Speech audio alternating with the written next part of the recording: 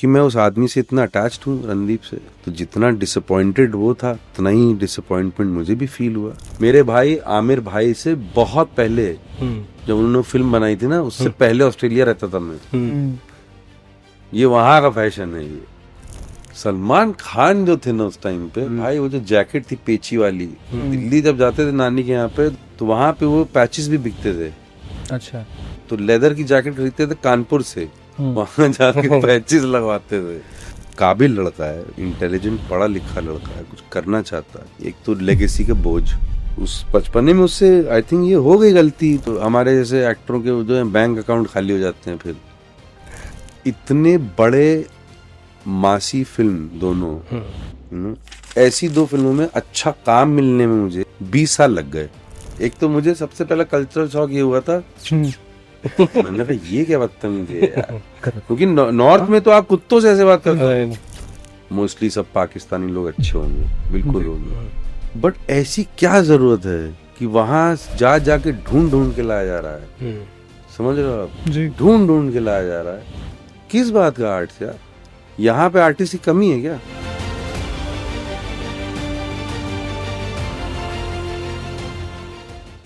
Sir मैं बड़ा bore हो गया हूँ इस बात से। मेरे पॉडकास्ट में जितने भी गेस्ट आते हैं सब इतने परफेक्ट कैसे हैं। हम बायोपिक की भी बात कर रहे थे, सेम ऐसा पॉडकास्ट में हो रहा है आजकल। जो पॉडकास्ट देख रहा हूँ, जो पॉडकास्ट होस्ट कर रहा हूँ, इंसान एकदम परफेक्ट है और ऑफ कैमरा अलग है।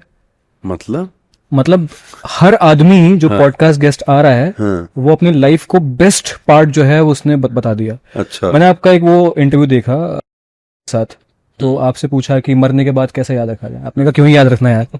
हाँ, क्यों याद रखना है? तो उसी सच्चाई से मुझे आपसे बात करनी है जी प्लीज। मुझे आपका पर्सपेक्टिव जानना है हर चीज को लेके, आपकी लाइफ, आपकी फिल्म, प्रमोशन, हर चीज पे बात करेंगे। एक आपने स्टेटमेंट दिया था टाइम्स ऑफ इंडिया में, फैसल मलिक आपके साथ थे। आपने कहा यूपी का कैनवास इतना सुंदर है कि वहाँ विजुअली और भाषा इतनी सुंदर है कि हर सिनेमा का तरीका उस पर जचता है। वहीं जो रीजनल फिल्म है यूपी की, आप कानपुर से आते हैं, ऐसा क्यों है सर आपके हिसाब से कि भोजपुरी फिल्म इंडस्ट्री जो है इतना सुंदर लैंडस्केप है, बट फिर भी वो जो है एक वही घाघरा में वाईफाई और ये सब चीजें हम क्रिएट कर रहे हैं? बहुत मुश्किल है यार इसका जवाब देना। कि एक तो उस इंडस्ट्री में मैंने कभी काम नहीं किया है, ना मेरी कोई अभिलाषा है। जी। अभिलाषा है उस लैंग्वेज में काम करने की, लेकिन जिस तरीके से वो शेप्ड अप है, तो मैं किसी भी चीज को डाउन ट्रॉड नहीं करना चाहता हूँ, ना कभी करता हूँ। ठीक है ना, वो उनकी मर्जी, भाई जो भी करें। ठीक है। अगर लीगैलिटी के दायरे में कर रहे हैं तो करते रहेंगे वो, वरना सरकारी खुद परेशान कर देगी, है ना। तो जो करना करो भाई, लीगल दायरे में आप कर रहे हो कर। भाषा बहुत सुंदर है, भाषा में कोई प्रॉब्लम नहीं है ना। अब इसमें चक्कर ये भी है यार कि पब्लिक को क्या चाहिए, वहां की ऑडियंस, वहां जो लोग देख रहे हैं उस सिनेमा को जी। तो यूपी जो है, मैं ना इसमें वो कर रहा हूँ, मैं पॉलिटिकली करेक्ट बातें नहीं कर रहा हूँ मैं एक्चुअली, क्योंकि मैंने कभी ये सोचा ही नहीं, इसलिए मैं सोच सोच के जवाब दे रहा हूँ। मुझे ऐसा लगता है कि UP like Bihar, for the longest time बहुत ही निग्लेक्टेड स्टेट रहा है जी।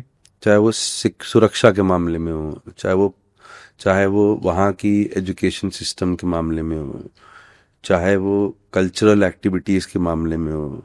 जैसे मुझे जहाँ तक याद पड़ता है, जब हम लोग स्कूल में थे तो कानपुर में भी थिएटर का बोलबाला हुआ करता था, स्टेज का।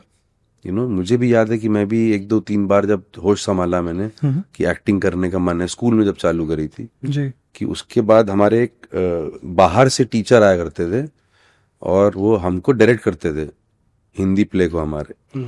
तो मैंने हर साल काम किया उनके साथ जी।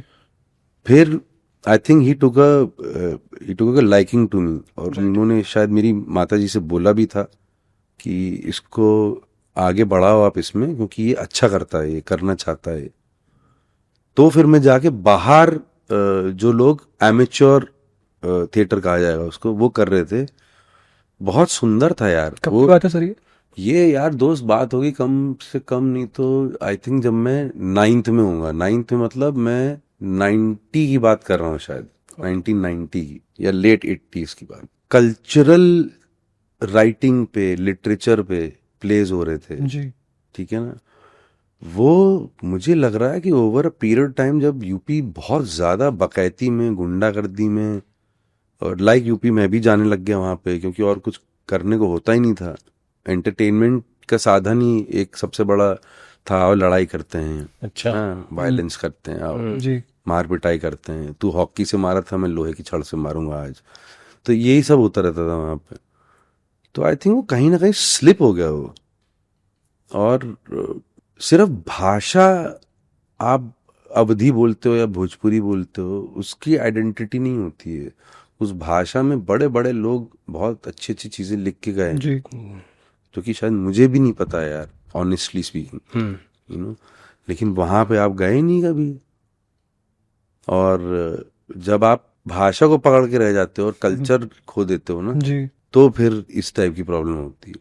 बट नदिया के पार एक फिल्म आई थी करेक्ट, जो बहुत अमेजिंग फिल्म थी सर। करेक्ट। और Nadiya ke Paar, if I am not wrong, was based on a book. या इट वाज, या बट जैसे आपने कहा कि ऑडियंस तैयार है, ऑडियंस ने बहुत सराहा था उस फिल्म को, पर ऑडियंस वही देखती है जो हम क्रिएट करते हैं इन अ वे। ये बिल्कुल मानता हूँ, मैं बिल्कुल मानता हूँ। मैं हमेशा इस बात पे मेरी बहुत बार बहस भी हुई लोगों से कि मान लो फॉर एग्जाम्पल एक बच्चा पैदा हुआ, जी बिल्कुल।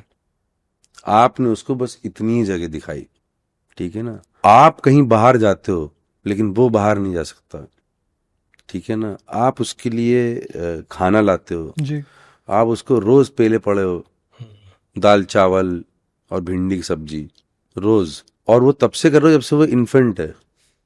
उसको यही पता चलेगा भाई कि यही है खाना। तो एक बार जब वो कमरे से किसी दिन बाहर जाके झांकेगा, क्योंकि curiosity kill the cat type वाला मामला है ना, राइट। क्यूरियस तो होगा वो। जब बाहर जाएगा वो, और जिस दिन उसको पता चलेगा कि भाई 5,000 किस्म की दालें होती हैं, है ना, 20 सब्जियां होती हैं, ये भी होता है, वो भी होता है, चिकन भी होता है, मटन भी होता है, मच्छी भी खाते हैं लोग, ये भी करते हैं, वो भी करते हैं, दिल टूट जाएगा उसका। या तो उसका दिल टूट जाएगा या वो दुश्मन बन जाएगा आप, यू नो। और हम लोग हमारी इंडस्ट्री जो है ना, ये बातों को भूल जाती है यार। हम लोग हमेशा पॉपुलरिज्म की तरफ डिविएट करने लगते हैं। जी उसमें भी मैं किसी को डाउन ट्रॉड नहीं कर रहा हूँ, क्योंकि मैं उनकी जगह पे नहीं हूँ, मैं प्रोड्यूसर नहीं हूँ, मैं पैसा नहीं लगा रहा हूँ, यू नो। वो भी कुछ सोच के कर रहे होंगे, मुझे कोई आइडिया नहीं है कि वो क्या सोच के क्या कर रहे हैं, क्योंकि ये अपनी 12वीं पास भी चली ना, जी जी सर। लापता लेडीज भी चली, है ना। प्रॉब्लम ये है कि जो मैंने इतनी सारी इन महकमों में बातें सुनी हैं और समझने की कोशिश करी है। अब मान लो कि आपके एक पास एक स्टोरी है जो कि से फॉर एग्जांपल 5 करोड़ में बननी चाहिए। बहुत से लोग बोलेंगे कि अरे यार बड़ी कमाल की स्टोरी है, बट उनको ये लॉजिक नहीं समझ में आएगा कि अब तुम उसका पीआर करवाओगे, पब्लिसिटी करवाओगे, उसको रिलीज करवाओगे, जैसे बड़ी फिल्में होती हैं, तो खर्चा उसमें आएगा 20 करोड़ रुपए वही करने में। चलो 20 नहीं आएगा, 10 करोड़ रुपए आएगा। उनको ये लॉजिक नहीं समझ में आ रहा कि 5 करोड़ की फिल्म को के ऊपर पीआर 10 करोड़ रुपए का कैसे कर दें। आई थिंक यहाँ पे कुछ मामला जो है ना अटक जाता है। आई थिंक ये शैकल है कुछ दिमाग जो के। मार्केटिंग वाला एंगल बता, हाँ, जो हम स्पेंड करते हैं मार्केटिंग। हाँ, ये कुछ शैकल्स हैं दिमाग के, यू नो, और ये तोड़ने पड़ेंगे। जी अब उसको जस्टिफाई करने के लिए तुम 5 करोड़ की फिल्म को 20 करोड़ में नहीं बना सकते, जी वो बर्बादी होगी। वो जैसे कि 20 करोड़ जब लगने ना, उसको 8 करोड़ में बना के खत्म कर दे यार, नहीं हो सकता है वो, यू नो। अभी भी हम लोग वहां पे नहीं पहुंचे, हम लोग वहां पे नहीं पहुंचे जहां पे एक स्टोरी लिखी गई है, किसी ने लिखी है, जी 2-3 साल लगा के जी है उसने, उसने आपको नरेशन दिया, रिटन वर्ड दिया, सब कुछ परफेक्ट है। उसने जो जो चीजें सोची हैं उसका पिच डेक बना के दिया आपको, वो भी परफेक्ट लग रहा है आपको। लेकिन आप उसमें फंसे हुए कि जैसे कि मैं सब्जी खरीदने जा रहा हूँ, जैसे हमारी मम्मियाँ जाती थी सब्जी खरीदने, राइट। कि भले ही 25 रुपए का मिल रहा टमाटर बाजू वाली रेडी पे भी, लेकिन 2 रुपए इससे जरूर कम करवाने हैं, यू नो। एक तो वो कल्चर बड़ा अजीब है, और कि इसको इतने में कर लो यार, क्योंकि ये फिर जस्टिफाई नहीं हो रहा। विदेश में कैसे बन रही फिल्में, ये स्टोरी है, ये बाउंड स्क्रिप्ट है, ये शूटिंग स्क्रिप्ट है। अब ऐसा नहीं हो सकता कि जो यहाँ पे लोकेल लिखा हो या लोकेशन लिखा हो या जो होना है सीन में, क्योंकि पैसे ज्यादा खर्च होंगे हो जाएंगे इसमें, डिविएट कर दो इसमें से, ये नहीं हो सकता। जैसे आप वो शुरू करते हो ना, सब कुछ नीचे गिरने लगता है। और यही होता है हमारे यहाँ पे, यू नो। कितनी बार होता है यार, तुम सेट पे जाते हो, अरे यार ये लिखा तो कुछ और था, ये तो कुछ और है यार, है ना, वो तो है ही नहीं यहाँ पे। बहुत बार हुआ है, कई बार हुआ आपके साथ ऐसा? बहुत बार होता है एज एन एक्टर कि अरे आपने तो इसमें लिखा था कि पीछे 100 लोग खड़े होंगे और मैं मतलब ये हूँ और वो हूँ फलाना हूँ, ये तो 4 लोग खड़े हुए हैं पीछे 10 लोग। तो आप जो मैग्नानिमिटी दिखाने की कोशिश कर रहे हो जी। स्क्रीन पे, वो नहीं आएगी ना यार। और वो मैग्नानिमिटी देख के ही तो मैंने हाँ बोला था इसको। अब आपके अंदर वो वाला चल रहा है कि या तो तुम मना कर दो या बाहर भाग जाओ। तुम मना कर दोगे तो तुम विलेन हो, डिफिकल्ट एक्टर हो तुम, राइट। वो टैग भी लगता है। हाँ, तो तुम कर लोगे तो तुम मतलब ये क्या कर दिया तुमने यार, तो आप दोनों तरफ से फंसते हो। ये अभी भी कल्चर हमारा ना, आई थिंक, और ये मेरे ख्याल से 90s या ऐसे कुछ, तो जब मैं बड़ा हो रहा था तब से थोड़ा डाउनग्रेड होना शुरू हुआ है। वरना भाई हमारे यहाँ भी बनती थी फिल्में यार, है। मैं तो शोले, मेकिंग ऑफ शोले पढ़ रहा था, किताब है पूरी उसके ऊपर। पता नहीं कितने कितने 21 साल बना, कितनी नहीं 2-2.5 साल तक बनाते रहे हैं। 2.5 साल तक बनाते रहे यार वो, कि परफेक्ट परफेक्ट परफेक्ट दिखता है ना। फिर वो आपको अटैच होते हो आप उसके साथ। उसमें we have to go back to that man, otherwise there is no point. क्योंकि सर कहानी और पृष्ठभूमि की तो कमी है नहीं। ओटीटी तो पिछले 4-5 साल से लगातार उसी यूपी में जाके, बिहार में जाके शूट कर रहा है, स्टोरीज ला रहा है, बट वो जो पर्टिकुलर उन्होंने एक ऑडियंस को पकड़ रखा है जहाँ पे वो उसको नहीं उठा पा रहे। यार देखो क्या चक्कर है, एक मिर्जापुर और ये सब चीजें जो जिसका मैं भी पार्ट रहा हूँ, और ओटीटी के एडवेंट पे था ये, ऐसी चीज ही नहीं देखी थी इंडियन ऑडियंस ने। ऊपर से आ गया कोविड, अब सब घर में है। टीवी तो घर की महिलाएं देखती थी, राइट, और वो बनाते भी ऐसे थे रिग्रेसिव शोज, और मतलब इतने स्पून फीडिंग की, मतलब अगर टीवी चलते चलते तुम किचन में भी चले गए ना आधा घंटा, तब भी आके समझ जाओ कि क्या हुआ था। गोली चली अभी तक चली रही है। हाँ, वो चली रही है, चले ही जा रही है वो। तो इस तरीके का वो देख रहे थे। सडनली क्या हुआ कि मर्द वर्द भी बैठ गए, या जो औरतें, जो महिलाएं जो बाहर काम करने जाती हैं, सब लोग अब साथ में बैठ के देखने लग गए। राइट। तो एक और नई चीज खुल गई, इंटरनेट ऑन करना आ गया, ये आ गया, वो आ गया, ओटीटी के शोज आने लग गए। तो सडनली क्या हो गया, अरे बाप रे ये क्या हुआ यार। फिर ये हुआ कि अरे ये बड़ी सही कहानी थी यार, ऐसा क्यों नहीं बनाते वहां पे। प्लस सेंसरशिप नहीं था, यू नो, सेंसरशिप नहीं भी था तब भी लोग स्टोरी लेवल पे जो भी दिखाना चाह रहे थे दिखा रहे थे। तो वो इतना अट्रैक्शन हो गया उस चीज का ऑडियंस को कि यही देखेंगे भाई, 10-10 एपिसोड देख रहे हो तुम एक एक बार में, क्योंकि इतना टाइम है तुम्हारे पास कि तुम देख सकते हो, ठीक है ना। अब वो चल गया, फिर उसमें कुछ टाइम बीत गया, फिर आपको लगा कि यही है मीडियम, पेल दो इसको भी, ठीक है ना। तो अब वो ओटीटी भी जो है ना, वो टीवी बन चुका है, वो भी टीवी बन चुका है वो, कि जल्दी बनाओ, दिखा दो, फिर अगले 7-8 महीने में फिर से राइटिंग चालू कर दो, फिर इसको पेल दो, फिर ये कर दो, क्योंकि सब लोग एक दूसरे से कंपटीशन करने लग गए, यू नो। और सडनली कोविड सब खत्म हो गया, लोग अपने अपने काम पे चले गए। तो अब क्या, माल इतना सारा है, पड़ा हुआ है। तो क्या चीजें क्या है ना कि हम ये भाई सबको ये समझना पड़ेगा कि ये 100% इकोनॉमिक्स इन्वॉल्व है इसमें जी, वो तो है। लेकिन ये इकोनॉमिक्स क्रिएटिविटी पे इन्वॉल्व है, that can not suffer, right. You no. आप इकोनॉमिकली हर चीज को जस्टिफाई करने के लिए आप क्रिएटिविटी को खत्म नहीं कर सकते, क्योंकि वहीं से ये इकोनॉमिक्स पनपेगी या डूबेगी। बिल्कुल। तो we have to come back to that, you know. पुराने हमारे जो हम लोग कहानियां सुनते हैं, मनमोहन देसाई थे, मुकुल आनंद थे, दुनिया भर के और बड़े बड़े डायरेक्टर, यश चोपड़ा जी थे, है ना, BR चोपड़ा, ये लोग जो बना रहे थे, वो बना रहे थे कि मुझे ये बनाना है जी। अगर मैं ये दिल से बनाऊंगा तो ये लोगों को लगेगा अच्छा।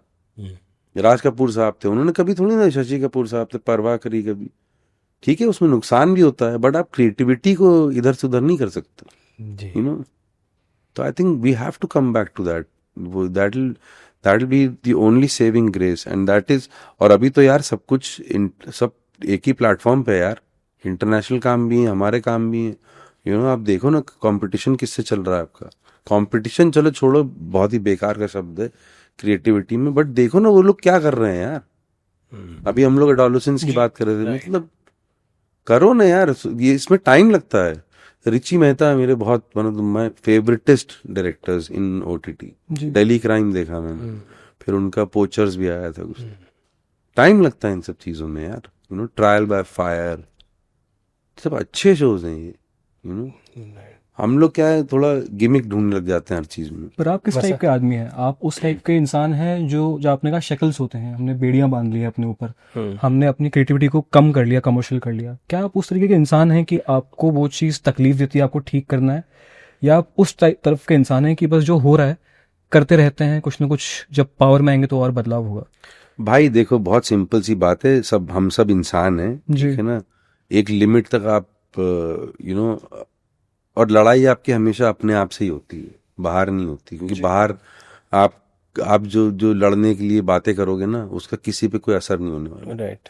क्योंकि उनकी अपनी खुद की लड़ाई चल रही है। ये तो आप ये कभी जस्टिफाई नहीं कर सकते कि मैं ही सही बोल रहा हूँ, इनको नहीं पता है, क्योंकि पूरी पॉसिबिलिटी कि आप ही गलत हो, जी। You know. तो आप जब शुरू करते हो, आप एकदम यू नो एक होली स्पॉट में होते हो, आप पायस जगह पे होते हो। जैसे मैं एक्टिंग को और अपने काम को बहुत पायटी देता हूँ, मैं एक बहुत ऊंचा दर्जा देता हूँ, क्योंकि 30 साल तक तो मैं वैसे ही लॉस्ट था, पता ही नहीं था क्या करना है क्या नहीं करना है, you know what I am saying. ये कौन सा एक दौर था? सॉरी, ये बम्बई आने से पहले का, मुंबई आने से पहले का दौर था कि ये कभी ये कर लिया, कभी वहां चले गए, कभी ये चले गए, मन वहीं अटका रहा। जो बचपन में पाया था धन ना, जी। बट वो क्या है, डेस्टिनी की बात है कि आपको दुनिया भर घूमनी पड़ेगी। बहुत साल तो ऐसा लगा कि वेस्ट हो गया है सारा टाइम, बट वही सब ऑब्वियसली एक्टिंग में काम आ रहा है, यू नो। तो भटक गया मैं, क्या क्वेश्चन था आपका? क्या आपको लगता है कि आपको चेंज करना है? आपने कहा लड़ाई मुझे नहीं करनी है। नहीं, मुझे किसी से लड़ाई वड़ाई नहीं करनी, पहले बहुत कर ली मैंने, उससे कुछ फर्क नहीं पड़ता, जी। You no. फिर आप भी उसी जगह पे आने लग जाते हो कि जो तुमको मिल रहा है एकदम ऑनेस्टली उसको काम करो, आगे बढ़ते रहो, एक दिन तुम्हारा भी छक्का लगेगा, है ना, छप्पर फटेगा ऊपर से, फिर अपनी करेंगे, यू नो। फिर आपको सडनली रियलाइज होता है कि वो छक्का पड़ने के बाद भी नहीं हो पा रही अपनी, यू नो। तो ये सब मार्केट फोर्सेस हैं, आपको इंडिविजुअली ही डिसाइड करना पड़ेगा कि ये करना है कि नहीं करना है, यू नो। बट उसके लिए आपकी औकात भी होनी चाहिए ये डिसाइड करने की, एग्जैक्टली। कि ये कर सकते हो आप कि नहीं कर सकते।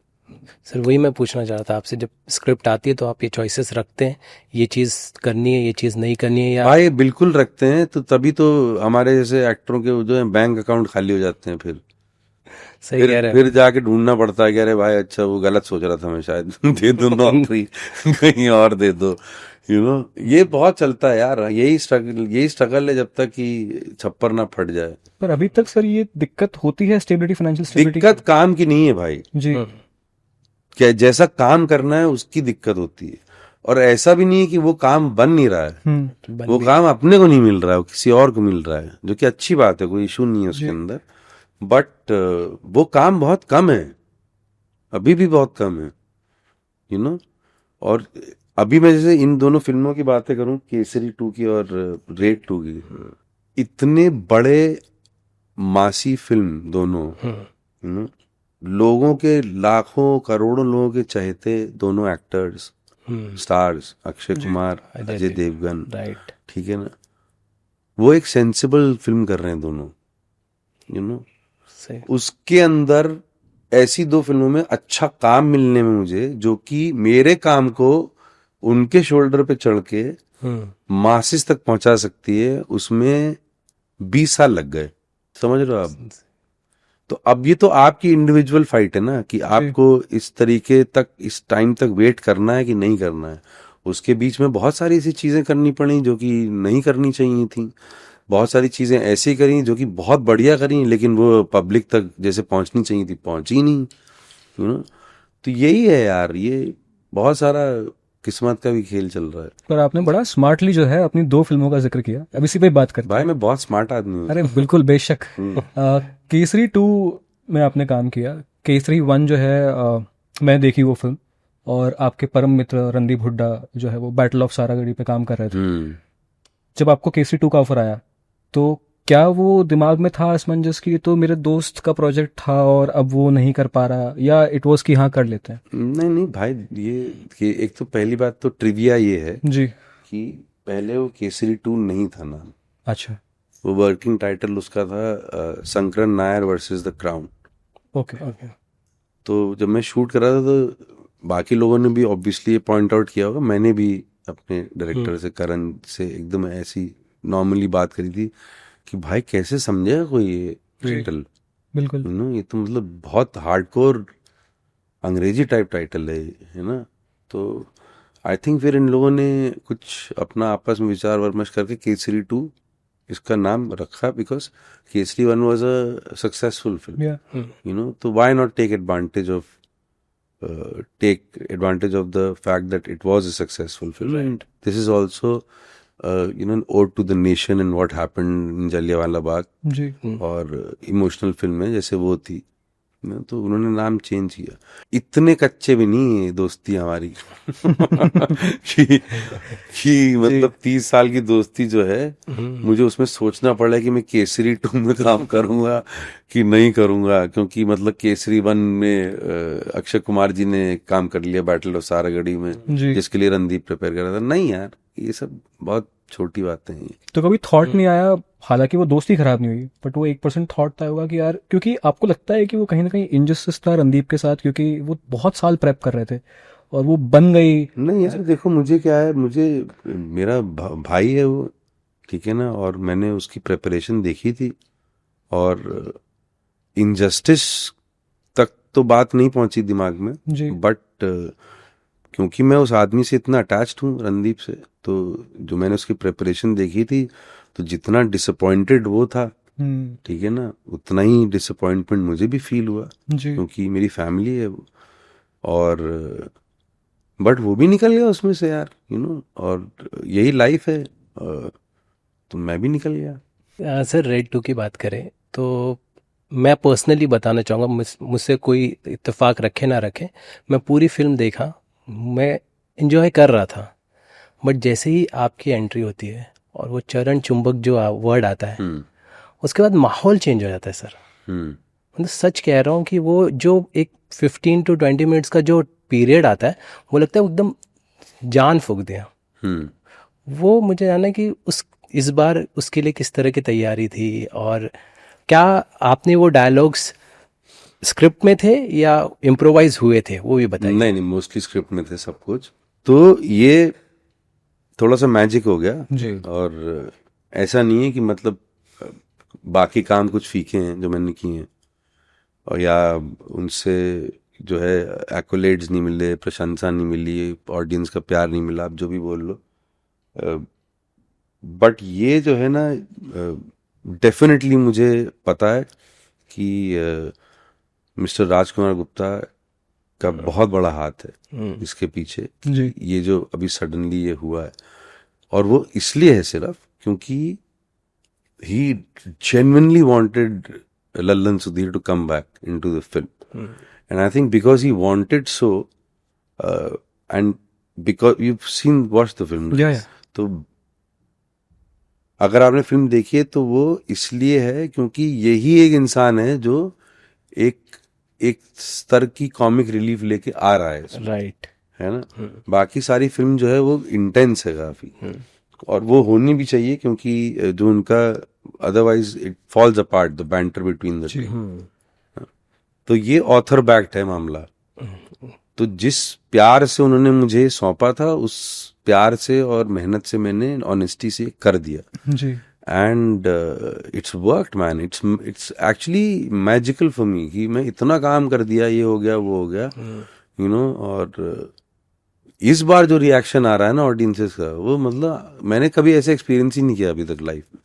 और मैं काफ़ी सारे मोस्टली सक्सेसफुल शोज का ही हिस्सा रहा हूँ, जी बिल्कुल। है ना। But maybe I think वो 70 पे देखने का मामला जो है ना ऑडियंस के लिए भी, जी वो ये कलेक्टिव एनर्जी है, that also works a lot. Right.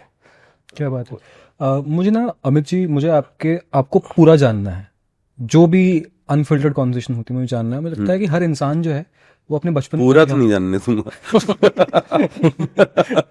जितना जितना आप अलाउ करेंगे। आपने कहा कि आपने स्टार्टिंग में कहा कि violence was a part of your childhood because you are enjoying it.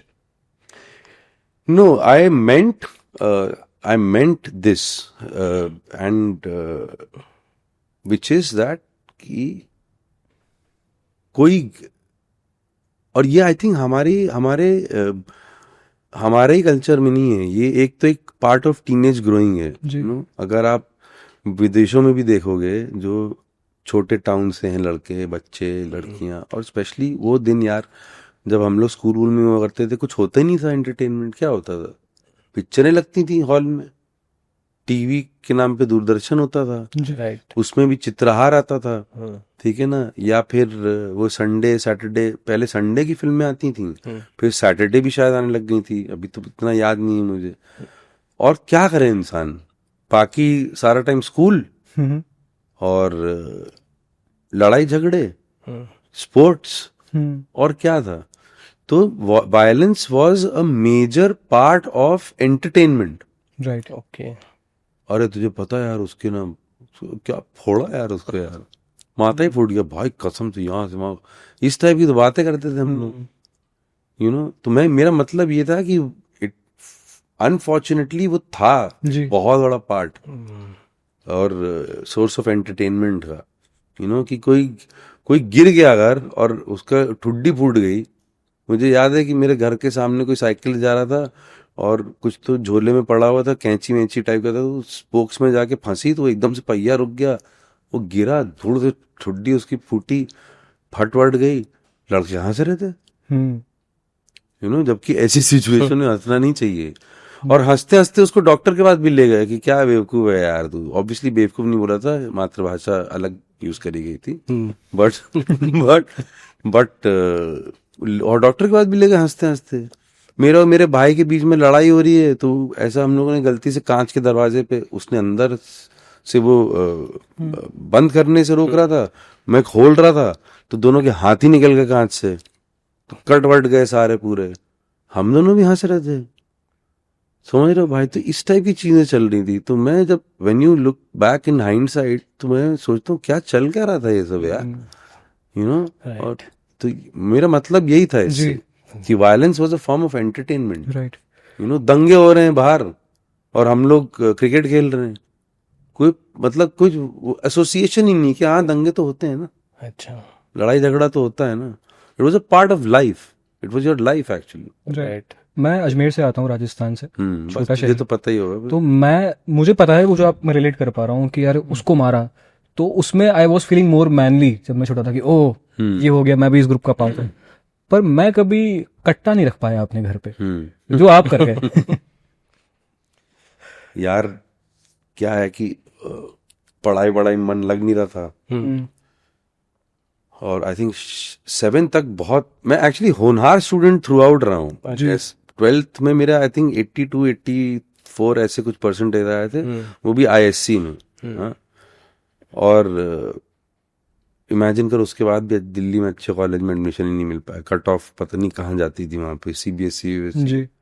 फिर एक्टिंग मन लगने लग गया स्कूल में, बट ये कभी दिमाग में आया ही नहीं कि एक दिन मुंबई जाऊंगा, प्रोफेशनल एक्टर बन जाऊंगा, मुंबई में ही रहूंगा, आया ही नहीं दिमाग में कभी, दूर दूर तक।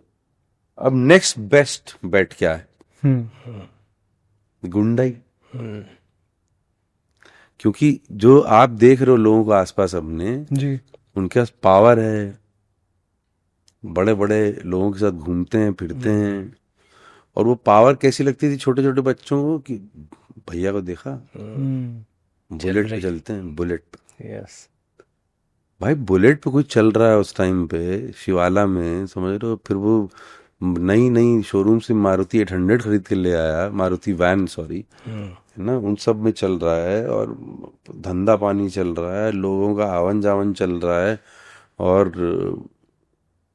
बढ़िया कपड़े पहनने का स्टाइल बदल चुका है, जूते अलग हो चुके हैं, तो ऑब्वियसली आप ग्रेविटेट करोगे ना उसकी तरफ। बिल्कुल। करना तो सबको वही है ना अल्टीमेटली, चाहे इस रास्ते से करे उस रास्ते से करे।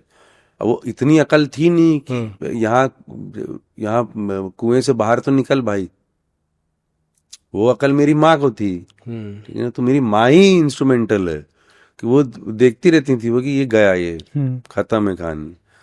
तो भाई 500-500 रुपए के बिक रहे थे कट्टे, तो लड़ाई झगड़े करते रहते थे। तो मैंने कहा यार सभी लगा के चल रहे हैं तो मैं क्यों नहीं लगा के चल सकता हूँ, तो मैंने एक रख लिया घर में। अब वो प्रिवेसी तो होती नहीं थी कुछ उन दिनों में, है ना, कि अब तो तुम्हारा अलग बेडरूम है, भाई का अलग बेडरूम, पापा मम्मी अलग बेडरूम में रह रहे हैं, तो दो कमरे होते थे बड़े बड़े हमारे पास, सब मिलजुल के रहते थे उसके अंदर।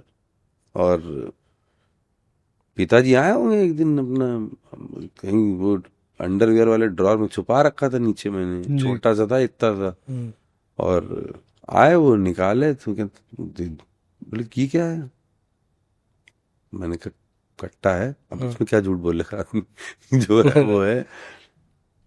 तो कहते क्यों है ये, तो मैंने इनोसेंटली बोल दिया, मैंने कहा प्रोटेक्शन के लिए। अच्छा, और क्यों है, अच्छे से प्रोटेक्ट किया उन्होंने बुद्धि को 2-4 मिनट तक, सब बैलेंस आ गया दिमाग में, तो जिससे लेके आया था उसको वापस कर दिया। तो ये सब होता रहता था यार, बहुत होता रहता था। दंगे वंगे हो गए, पता नहीं क्या रहता था कि एक कि सिस्टम के खिलाफ कुछ लड़ाई करनी है। अच्छा, होता है ना जवान बच्चों में कि सिस्टम ठीक नहीं है भाई, सिस्टम के खिलाफ करना। तो कर्फ्यू लगाया अगर, तो कर्फ्यू क्यों माने, बाहर निकलते हैं। तो अब छोटे शहरों की तुमको मालूम गलियां वलियां कैसे होती हैं, तो इस यहाँ पे अगर घुस गए ना तो निकल सकते हो कहीं और, राइट।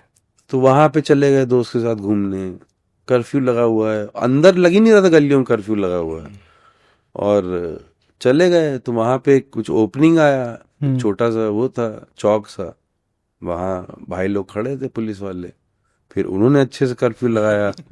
तो ये सब तो चलता ही रहता था यार, ये पार्ट ऑफ लाइफ था, ये मुझे अनयूजुअल लगता ही नहीं है कुछ ये सब। ये आपने हाथ में जो ये बांध रखे हैं, ये जान सकता हूँ ये बिलीव है आपका इसके ऊपर? भाई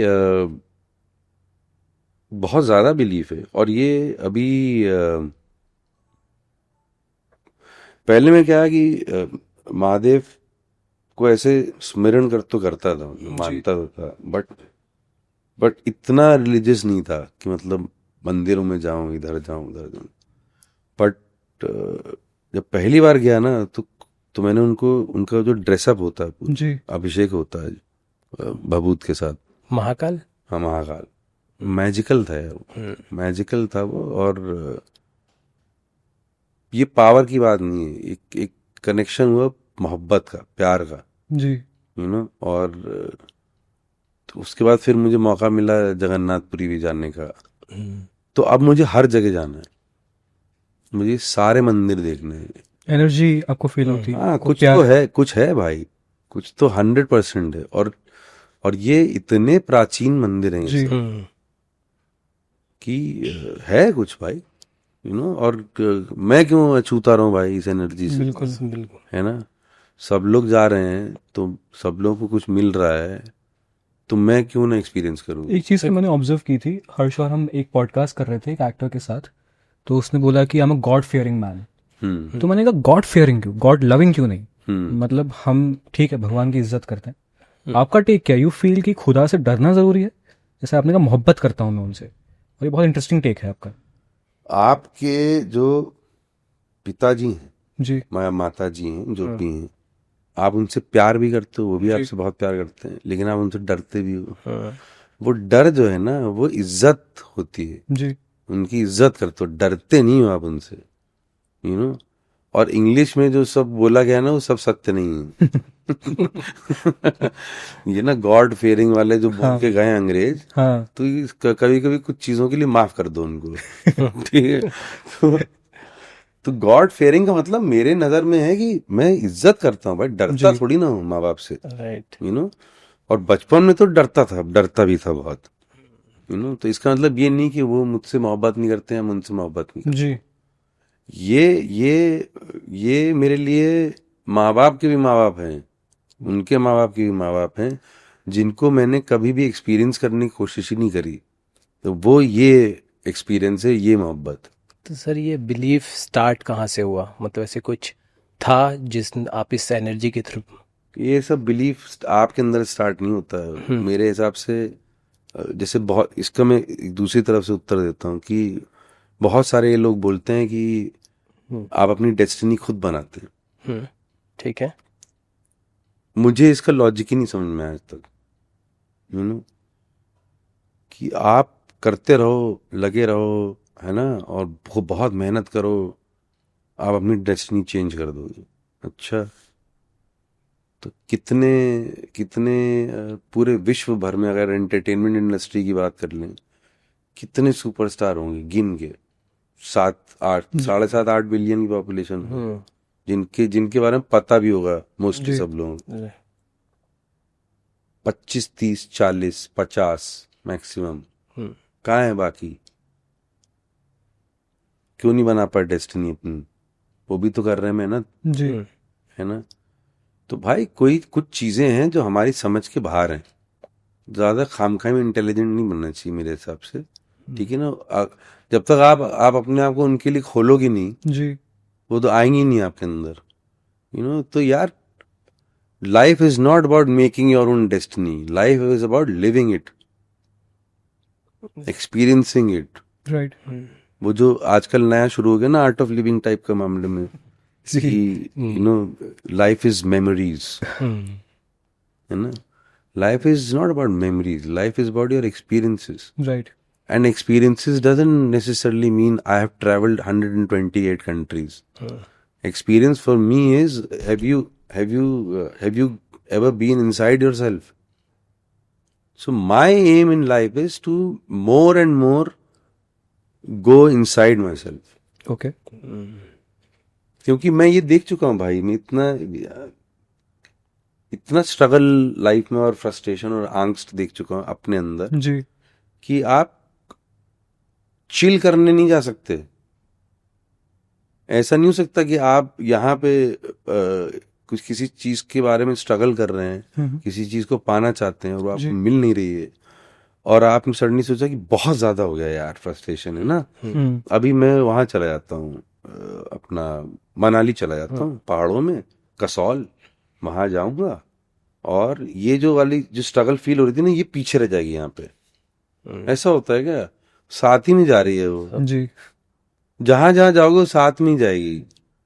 कुछ नहीं तुम्हें मिलने वाला वहां पहाड़ में जाके, अगर यही सब चल रहा है तुम्हारे अंदर, यहीं रह लो भाई, ठीक है ना। पहले सॉर्ट आउट करो इसको।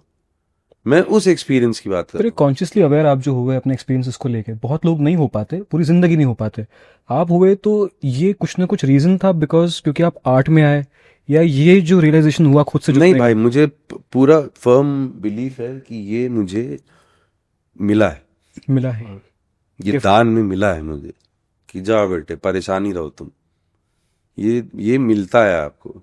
और हर किसी से एक्सपेक्ट करना कि वो इस तरीके की चीजें एक्सपीरियंस कर पाएगा या करना चाहिए लाइफ में, नहीं पॉसिबल है यार। बहुत सारे लोगों को यही एक्सपीरियंस खूब सारी वेल्थ बना के मिलता है जी बहुत सारे लोगों को यही एक्सपीरियंस स्पोर्ट्स में जाके मिलता है, एक तरीका थोड़ी ना ये मिलने। बिल्कुल बहुत सारे लोगों को स्पिरिचुअलिटी में मिलता है, भगवान में मिलता है, अल्लाह में मिलता है, जी जीसस में मिलता है, जैसे जो भी है ना।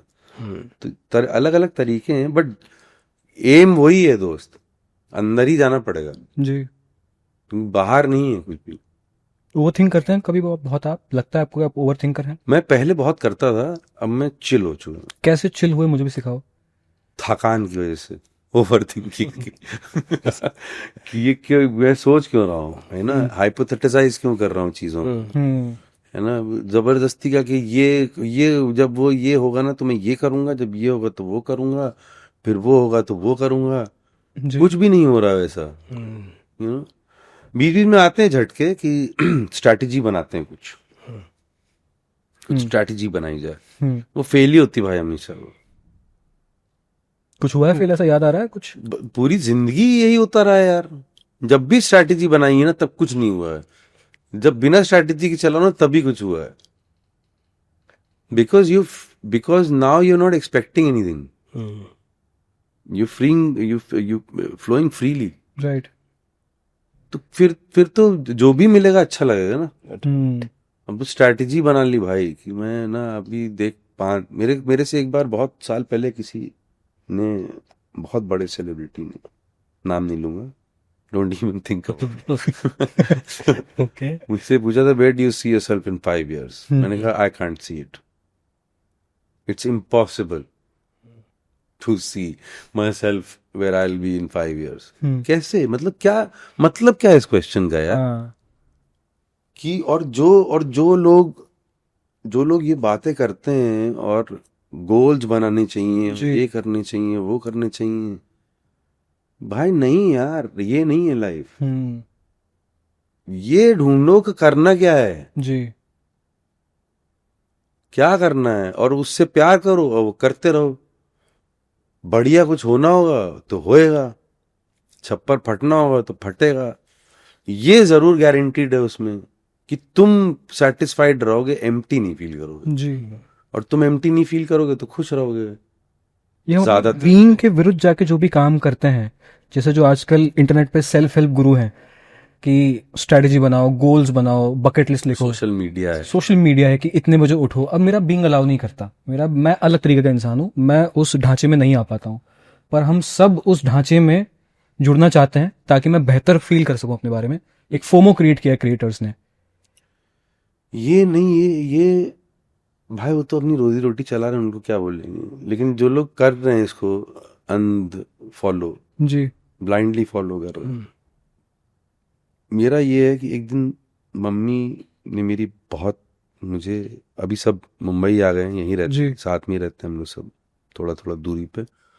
और एक दिन बोला यार कि ऐसे कैसे बनेगा, बहुत साल पहले की बात, ऐसे कैसे कर पाएगा तू भाई, तू रात में लेट आता है, लेट सोता है, और निशाचर टाइप का आदमी है तू, फिर सुबह तू 11-12 बजे उठता है, फिर 1-8 बजे तक तू तैयार होता है, फिर तू एक आध कुछ मीटिंग करता है, 2-3 ऑडिशन देते जाके, फिर तू अपना निकल लेता है शाम को बाहर। तो मैंने कहा ये रोज कर रहा हूं ना मैं। तो कहती हाँ, पर तो आप परेशान क्यों, ये डिसिप्लिन नहीं है। जी बिल्कुल, ये मेरा डिसिप्लिन है यार। अब इसमें जो है ना स्टडीज आ गई हैं कि नहीं, वो लॉन्गिट्यूड और लैटिट्यूड जो है तुम्हारा खराब हो जाएगा इस चक्कर में, ये हो जाएगा, वो हो जाएगा, फलाना हो जाएगा, बीमार हो जाओगे। क्या कर रहे हो यार, मैं तो नहीं हुआ बीमार जी, मेरे जैसे बहुत सारे और लोग हैं नहीं हुए बीमार। तो आप जो बोल रहे हो डरा रहे हैं, तो डरा इसलिए रहे हैं क्योंकि डर रहे हो आप। आपने कहा कि जो प्लान किया था आपने, चीज़ें प्लान अकॉर्डिंग नहीं होती हैं टुवर्ड्स आपका एक्सपीरियंस का। बट सर अब जब आए थे मुंबई तो तब तो प्लान होता, तब तो एक्सपीरियंस था नहीं, कोई प्लान नहीं था। तो भी इस तरह की नहीं, आज ये सिर्फ एक था चीज था दिमाग में कि 30 साल की ऑलमोस्ट उम्र हो चुकी है, अब मैं सिर्फ एक्टिंग ही करूंगा, चाहे भूखा प्यासा मर जाऊं, करूंगा यही, इतनी क्लैरिटी से यही करूंगा। क्योंकि भाई करके देख लिया सब कुछ ना, जब कहीं कुछ मन ही नहीं लग रहा है, खुशी ही नहीं मिल रही है, ऐसा नहीं कि वो कर नहीं पा रहा था मैं वो चीज, बट आप 8-10 महीने में, 1 साल में उकता गए, ऐसा उकता गया कि पलट के नहीं देखा उस काम की तरफ वापस। जी, तो लोग आपके अराउंड जो हैं, जो आपको प्यार करते हैं, चिंता करते हैं, वो और सुपर कंफ्यूज होते चले जा रहे हैं दिन पर दिन कि पगला वगला गया क्या, ये करना क्या चाहता है ये लाइफ में। तो उनको मैं कैसे आंसर करूं जब मुझे ही नहीं पता कि मैं क्या करना चाहता हूं, जबकि इन ऑल दैट टाइम मुझे पता था मैं क्या करना चाहता हूं। You know what I am saying. जी, तो डेस्टिनी की जो बातें करते हैं ना लोग, ये होती है डेस्टिनी। मैं कहाँ से, कानपुर का लड़का, हम लोग मोटर चला के पानी भरा करते थे, 2 घंटे पानी आता था, कभी कभी जब पानी आ रहा होता था तो बिजली नहीं आती थी, जी, तो बाल्टियों में पानी भर भर के, उससे तो डोले बनाए मैंने सीढ़ियां चढ़ चढ़ के घर पे, ठीक है ना, टंकी की टंकी भर दिया करते थे, सिंटेक्स की 2-2, यू नो, वहाँ ये सब गुंडागर्दी, स्कूलिंग वूलिंग फलाना ढिमकाना, दिल्ली ऑस्ट्रेलिया, फिर नहीं दिल्ली बैरीजॉन, फिर पैरीजॉन छोड़ दिया। पहला प्यार था मेरा एक्टिंग यार, दिल टूट गया था मेरा कि शिट यार, मतलब ये नहीं कर पाऊंगा क्या अब मैं। फिर माँ बाप की भी सुननी है, माँ बाप की बात भी सही लग रही है कि बेटा, और उस टाइम पे कुछ नहीं होता था ना यार एक्टिंग में। जी उस टाइम तो फिर फुटपाथ पे ही सोना पड़ता लिटरली, अगर उस टाइम पे, क्योंकि था ही नहीं केबल। आई थिंक जी तब आया ही आया था ऐसे, 96 वो भी नहीं आया था। हाँ। दिल्ली जब गया था तब आया था वो। तो अब चले गए भाई, ऑस्ट्रेलिया चले गए, वहां भी परेशान, यूनी भी जा रहे हैं, काम भी कर रहे हैं, सब कुछ कर रहे हैं, मेहनत भी कर रहे हैं, अपनी जिंदगी भी जी रहे हैं, मजे भी कर रहे हैं। और फिर घूम घाम के फिर आपको रणदीप हुड्डा मिलता है, out of all the people in the world Randeep Hooda मिलता है। ऑस्ट्रेलिया जाके ऑस्ट्रेलिया जाके आप दोनों की दोस्ती होती है, आप दोनों एक दूसरे को इंस्पायर करते रहते हो कि नहीं यार करना तो ये था यार, यहाँ पता नहीं क्या हो गया, ये क्या हो गया। Imagine this no, this is magical no, right. This is magic. और वो आपसे पहले आ जाता है, आप भी आ जाते हो, बोर हो जाते हो वहां से लाइफ में। फिर वो उसको यहाँ पे नसीर भाई मिल जाते हैं, वो मॉटली में उनके साथ काम करने लगता है, एकदम ट्रू ब्लू प्रोफेशनल एक्टर बन जाता है। जी आपको नहीं भूलता है, आपको फोन करता रहता है, आपसे बात करता रहता है, आपको इंस्पायर करता रहता है। आप जब इंडिया आते हो तो आप सकिन हो जाते हो कॉर्पोरेट वॉर्पोरेट में, नौकरी वोकरी में, ये वो। फिर आपको पुराना कोई दोस्त मिल जाता है थिएटर टाइम का दिल्ली का, वो अभी भी थिएटर कर रहा है। अब मेरा दिमाग खराब हो गया, मैंने कहा यार ये होती है लाइफ यार, इसको बोलते हैं दम। जी राइट। इसने नहीं छोड़ा भाई चक। तो ये ऐसे ही करने जीनी पड़ेगी लाइफ, या तो आर है या पार है। You know what I am saying. Right. मेरे हिसाब से तो ऐसी होती है लाइफ, या तो आर है या पार है। जब तक कि आपके ऊपर रिस्पॉन्सिबिलिटीज नहीं है, आपकी बीवी नहीं है, बच्चे नहीं है, फलाना नहीं, ढिमकाना नहीं है, ठीक है ना, आपके माँ बाप सब हेल्दी हैं, सब कुछ सही चल रहा है, other first priority should always be family. फिर आपको रास्ता बदलना पड़े, लेकिन आपकी डेस्टिनी आपको वापस लेके आई। जी और अगर वो आपकी डेस्टिनी नहीं है तो दुनिया की कोई ताकत आपको वो काम में सक्सेस नहीं दे सकती, चाहे आप सिर के बल खड़े होकर चलने लग जाओ। तो मेरे हिसाब से यही है यार लाइफ, कि लगे रहो, जो भी करना उसमें घुस जाओ, बस करते रहो करते रहो करते रहो करते रहो। पाथ चेंज करना पड़े ना, कर लो। लेकिन अगर तुम्हारी जिंदगी में यही चीज है ना, तो वो लाइफ अपने आप लेके आएगी। मेरी लाइफ अपने आप मेरे को लेके आई यहाँ पे, इसलिए मैं 30 साल तक लॉस था, क्योंकि ये नहीं था। वो जो क्लैरिटी की आप बात कर रहे हो जी वो क्लैरिटी नहीं है, वो यूनिवर्स ने बोला कि भाई क्या है, अभी मैंने सिखा दिया सब तुमको। दुनिया भर के लाइफ के एक्सपीरियंसेस हो गए हैं, इतने एक्सपीरियंस ज्यादातर लोगों को दुनिया में ना मरते दम तक नहीं होते जितने मुझे हैं। मतलब मैं सीरियसली बता रहा हूँ, not blowing my own trumpet, कि ऐसी कोई चीज नहीं जो आप लिख दोगे जो कि मैं कर नहीं चुका हूँ लाइफ में, या एक्सपीरियंस नहीं कर चुका हूँ लाइफ में। क्योंकि आपके एक्सपीरियंसेस नो, अगर आप यंग राइटर हो जी तो मेरे एक्सपीरियंसेस बहुत कम है। You know what I am saying. हाँ, तो लाइफ जियो और एक्सपीरियंस करो चीजों को, और अपना पाथ मत छोड़ो, क्योंकि इस जन्म में नहीं होगा तो अगले जन्म में भी करेंगे, क्या बात है। करेंगे ही करेंगे। वही लाइफ, आई थिंक जो आपकी जर्नी रही, जो आपने क्लैरिटी की बात कही, वो सारे ऑड जॉब्स करने के बाद अगर वो नहीं किए होते तो लगता कि यार काश उस तरफ होता, बट एक्सपीरियंस करने के बाद आप उस एक पॉइंट पे है कि अब यही करना। भाई पॉइंट ये है कि अगर वो नहीं किए होते ना, हाँ, तो तो मैं ये अच्छा एक्टर नहीं होता। सिंपल। जी इसमें तो डाउट नहीं सर। अगर वो नहीं किया होता मैंने एक्सपीरियंस, तो आप लोगों को जो मेरा काम अच्छा लग रहा है वो मैं नहीं कर पाता। Because acting comes from life, ये ऐसा कुछ है। 100%। और कहाँ से आएगी वो, कहाँ से आएगी वो यार। अगर आप मान लो मैं I have to play you, then I have to study you, I have to become you, right. That takes time. Right आज इंटरव्यू करके मैं तेरे को कर दूं, मतलब सोच कैसा ही करूंगा, मतलब समझ रहा है। जो मेरे को तेरे अंदर घुसना पड़ेगा ना, तभी वो जो रणदीप की भी जो आपने बात करी थी जी। उसमें, वो डिसअपॉइंटमेंट है वो, करे यार तो मैं था ये, और कुछ नहीं है वो। फिर ऑब्वियसली आपको निकलना ही पड़ता उसमें। इस पूरे एक्सपीरियंसेस में आपने एक और चीज़ की, नसीर साहब के साथ आपने फिल्म एक प्रोड्यूस की, को प्रोड्यूस की, correct me if I am wrong. नहीं, वो को प्रोड्यूस करी थी अपने एक और दोस्त के साथ, अच्छा मनीष के साथ। अच्छा, नसीर भाई उसमें काम कर रहे थे। काम कर रहे थे। उस फिल्म में जितना आपने एज अ प्रोड्यूसर कुछ भी आपने टाइम मनी इन्वेस्ट किया, क्या उसका उतना ही आरओआई आपको मिल पाया? क्योंकि आप उसके बाद बिजनेस को और समझ गए होंगे वो करने के बाद, बिल्कुल नहीं मिल पाया। और वो अच्छी कहानी थी। मुझे ऐसा लगता है कि कहानी अच्छी लिखी थी हमने, बट हमारा एग्जीक्यूशन बहुत खराब था और बहुत नासमझी भरा हुआ था। जिस नए फिल्म मेकर्स आपको देख रहे हैं, तो जो आपने एग्जीक्यूशन में गलती की, वो क्या सीख सकते हैं उससे? मुझे ऐसा लगा कि एक तो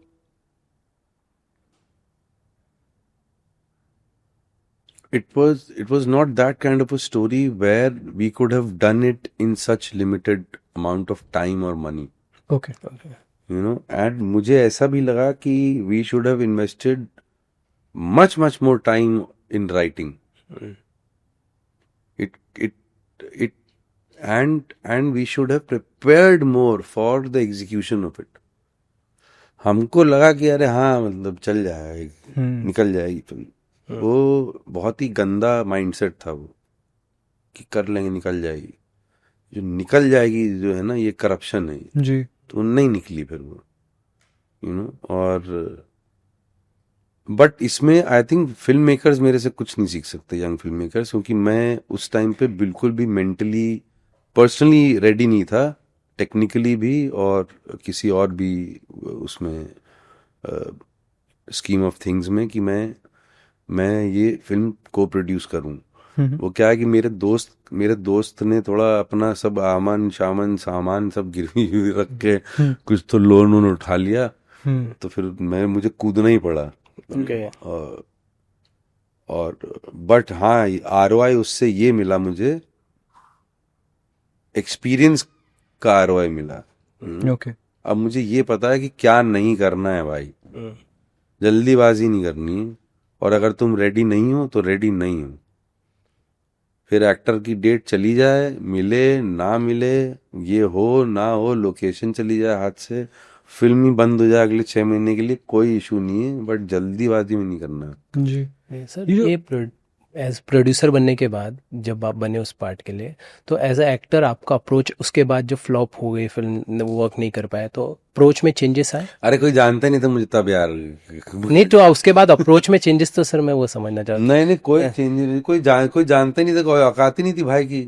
तो वो फ्लॉप होती है, जो चलती तो कुछ होता, वो फ्लॉप हो गई थी जब किसी को कुछ पता ही नहीं था, तो क्या फर्क पड़ेगा उससे? यही पूछ रहे हो ना मुझसे? कुछ फर्क नहीं पड़ा भाई, अपना स्ट्रगल चालू था। अच्छा, आप प्रोड्यूसर रह चुके हैं, जो ये एक्सटर्नल एलिमेंट्स होते हैं फिल्म में, फिल्म को सो कॉल्ड सुंदर दिखाने के लिए, अनुराग सर ने इस पर बात की थी, ऑनट्राज कॉस्ट।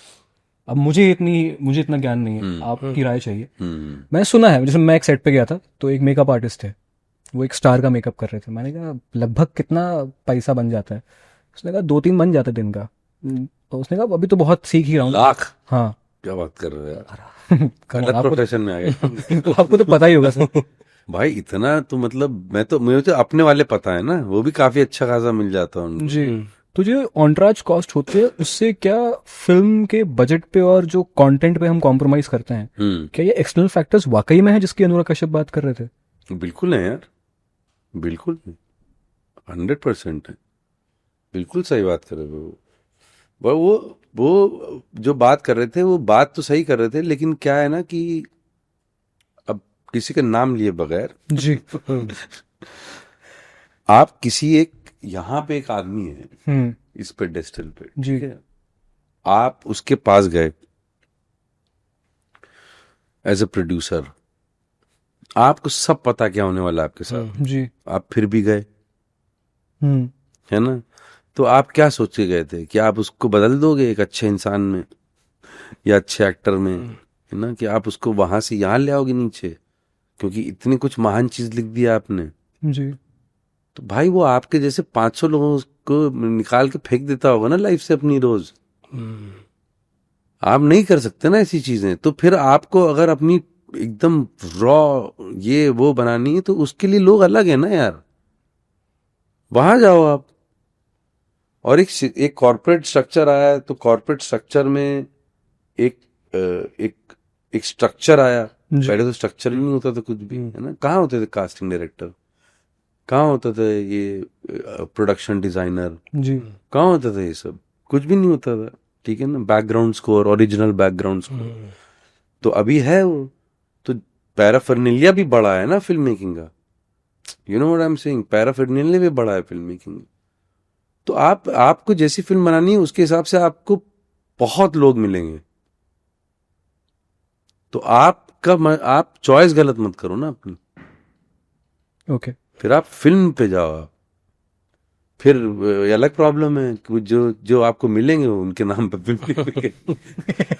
ये मेजर प्रॉब्लम है लोगों तो की। भाई जिसके नाम, अब देख मैं घूम के आया ना, जिसके नाम पे फिल्म बिकेगी उसके लिए तो करना पड़ेगा। उसके लिए तो करना पड़ेगा ना भाई, है ना भाई।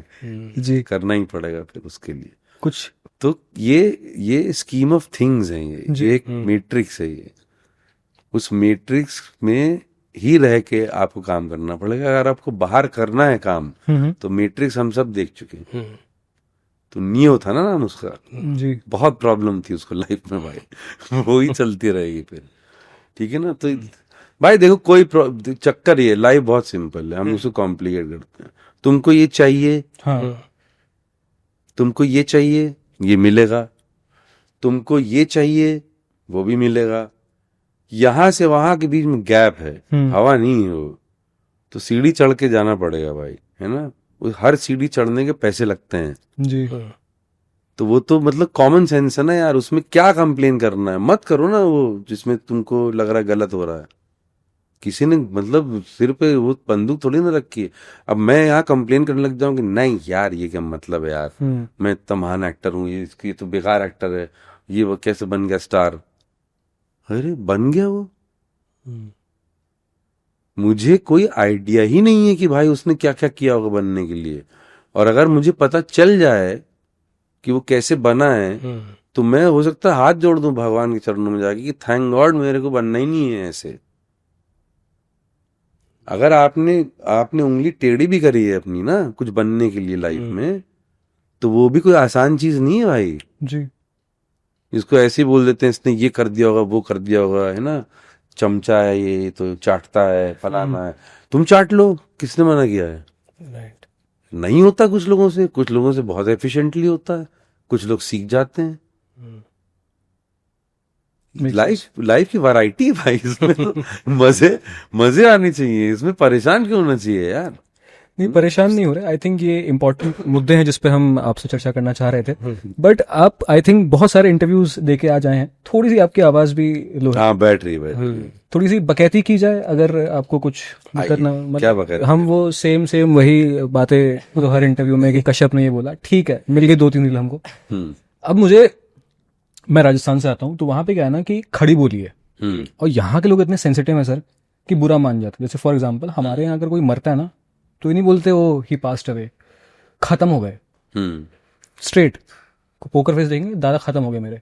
भाई यहाँ तो और खतरनाक है मामला। अच्छा। कल्चरल शॉक हो गया था मुझे। एक तो मुझे सबसे पहला कल्चरल शॉक ये हुआ था, मैंने कहा ये क्या बदतमीजी है यार, है ना। फिर मुझे रहते रहते नॉर्मलाइज हो गया। मैंने कहा क्योंकि मैं जब नया नया आया यहाँ पे तो मैंने यहाँ शिव सागर में बैठ के खाना खा रहा था मैं, इधर ना तारी रोड के पास, ये बरसोवा में। तो मैंने बहुत भूख लगी हुई थी यार, पता नहीं कहीं से तो धूप में धक्के वक्के खा के आ रहे थे। तो मैंने बोला भाई भैया हेलो। जितने भी प्रांतों में रह के आया था मैंने सारे हथकंडे अपना लिए मैंने, ठीक है ना। एक्सक्यूज मी तक बोल दिया मैंने, ऑस्ट्रेलिया वाला सुने ही नहीं भाई, वो सुने ही नहीं।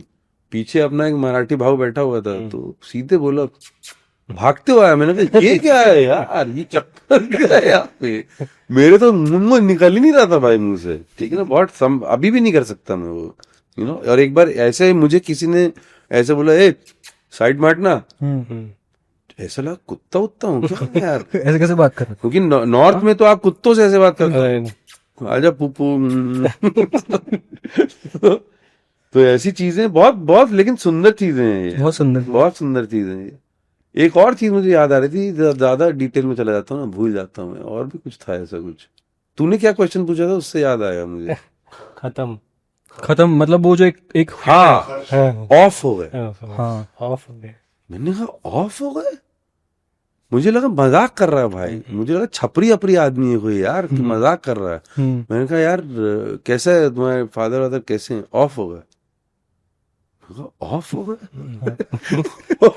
ऑफ हो गए कौन बोलता है यार, कसम से। हाँ हाँ, मैं भी तो है ऐसी चीजें भाई, खत्म हो गए is nothing in front of of हो गए। What you talking about? हमारे यहाँ तो, हमारे यहाँ भी बोलते थे मर गए। ज्यादा हम लोग थोड़ा उसमें सेंस ऑफ ह्यूमर डेवलप जब हो गया था तो निकल लिए, जाते रहे, हैं, खर्च हो गए।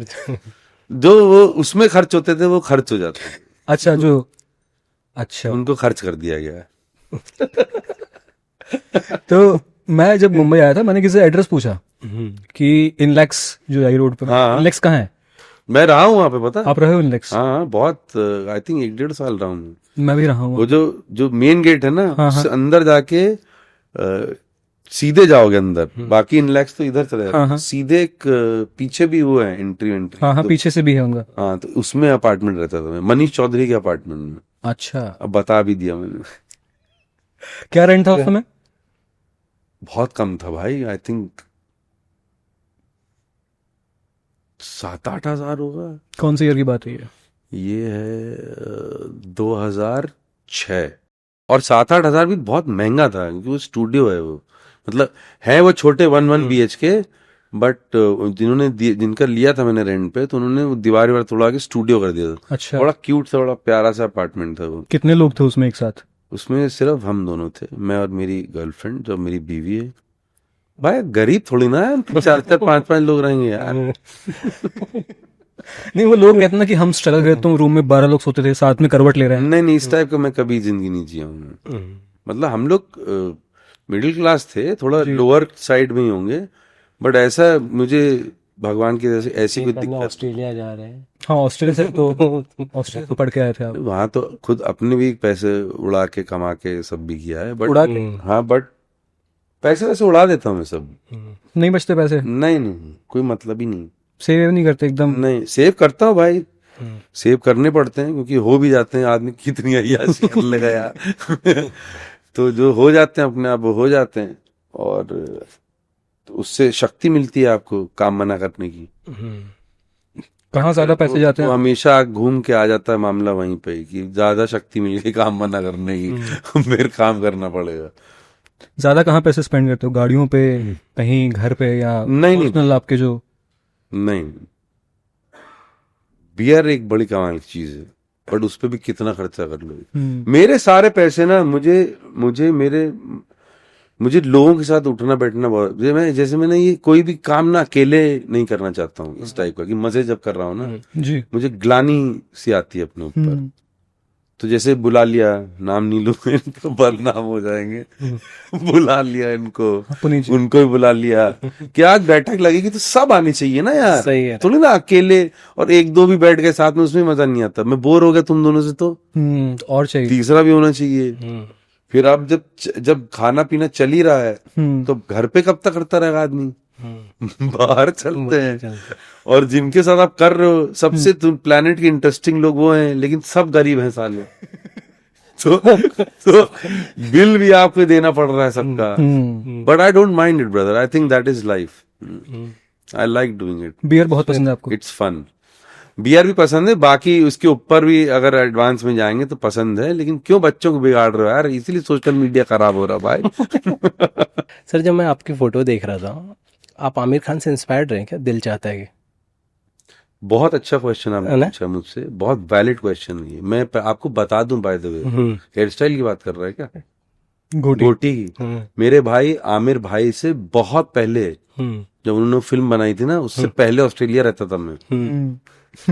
ये वहां का फैशन है ये। अच्छा। और हम वहां रहते थे, तो पहले हमने किया है वो। और वो सब जो बाल वाल है ना, पुरानी फोटो मैंने तो बहुत सारी फोटो एक्चुअली फेसबुक से, सोशल मीडिया से हटा भी दी। क्या पका रहे हैं यार ये लोग यार सब। बट वो सब ऑस्ट्रेलियन फैशन है यार, वो उन्होंने कैरेक्टर डेवलपमेंट के लिए किया था, उसका फैशन थोड़ी ना है वो। होगा क्योंकि वो हमें तो आमिर खान के थ्रू ही पता चला था। हाँ तो तुम ऐसे ही देखो बस दुनिया अब। आप जो हम राय करेंगे वैसे ही देखना तुम अब, अपना मत खोलना चक्षु। आप घुमाए थे सर। नेत्र नयन चक्षु। चक्षु आप जब आपके खुले हुए थे और आप जब कैब ड्राइविंग कर रहे थे, मैंने एक फिल्म मुझे बहुत पसंद है, टैक्सी ड्राइवर।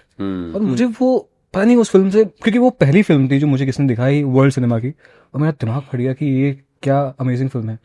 क्या कभी आपको वो फिल्म रेलिवेंट लगी आपके उस फेज में? बिल्कुल लगी। और एक मोमेंट आया भी था, ये पता नहीं तुम कहाँ ले गए बाद, एक मोमेंट आया था कि एक महिला थी वहाँ जी। मेलबर्न में, और वो वर्किंग वुमन थी, और ये फिल्म मैंने देखी हुई थी, तो मुझे लगा कि इसको बचाऊंगा मैं। मैं इसको गुंडों से बचाऊंगा। हाँ। बट बहुत ही शॉर्ट लिविंग लव स्टोरी थी वो, अच्छा। क्योंकि दूसरे दिन ही वो गुंडे आ गए जिनसे बचाना था। अच्छा।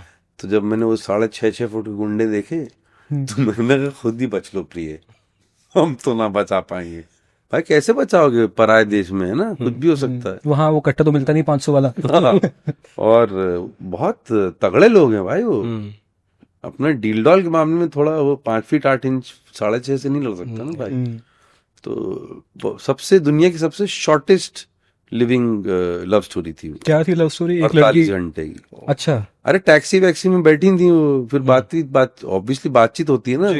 वहाँ टैक्सी ड्राइवर को ऐसा नहीं समझा जाता ना कि नौकर साला ये है ना। तो अभी तो हम लोग भी सुधर गए हैं काफी यहाँ पे। और तो ऐसी बातें होने लगी, फिर घर छोड़ा, फिर डेट वेट पे चले गए, फिर वहां पे और बात हुई तो पता चला कि मतलब परेशान हैं, और लेबनान से थी वो। अच्छा। तो मैंने बोला मैं I can take you out from. तो ये काम करती थी वहां पे, सेक्स वर्क करती हूँ। अच्छा, ओके। हाँ, तो और बहुत और स्टूडेंट भी थी, और बहुत इनोसेंट महिला थी वो।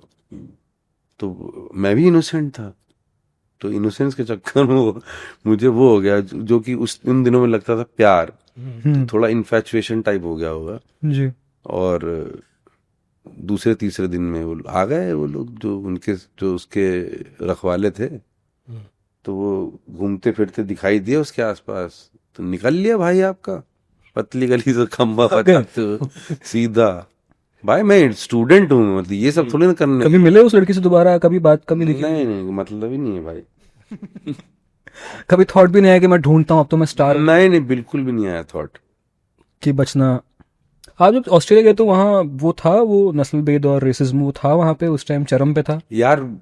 थोड़ा बहुत हर जगह होता है, और उस टाइम तो बहुत ही मिनिमल, कुछ तो एक का दो कुछ इंसिडेंट हुए होंगे, वो भी ऑब्वियसली आपको पता चल जाता है कि ये एक आध जो हुआ है कि ये तो पागल है, ये इसकी बातों कोई महत्व नहीं है। तो दो चार बार तो मैंने ही लगा दिए वापस, ठीक है ना। और मेरे तो बहुत सारे वहाँ के ही दोस्त थे, सब लोकल ऑजीज, तो एक दो बार तो उन्होंने लगा दिए मेरे चक्कर में लोगों को। तो ये सब होता रहता है यार। ये वो बीच में जो आई थिंक बीच में ज्यादा हो गया था कुछ। हाँ, 2010-9 के आसपास न्यूज। हाँ, बीच में बहुत ज्यादा हो गया था। आई थिंक वो यही होता है कि अगर आप कोई भी गवर्नमेंट कोई भी चीज को होने से रोकेगी नहीं ना, तो फिर वो बढ़ता ही रहता है वो।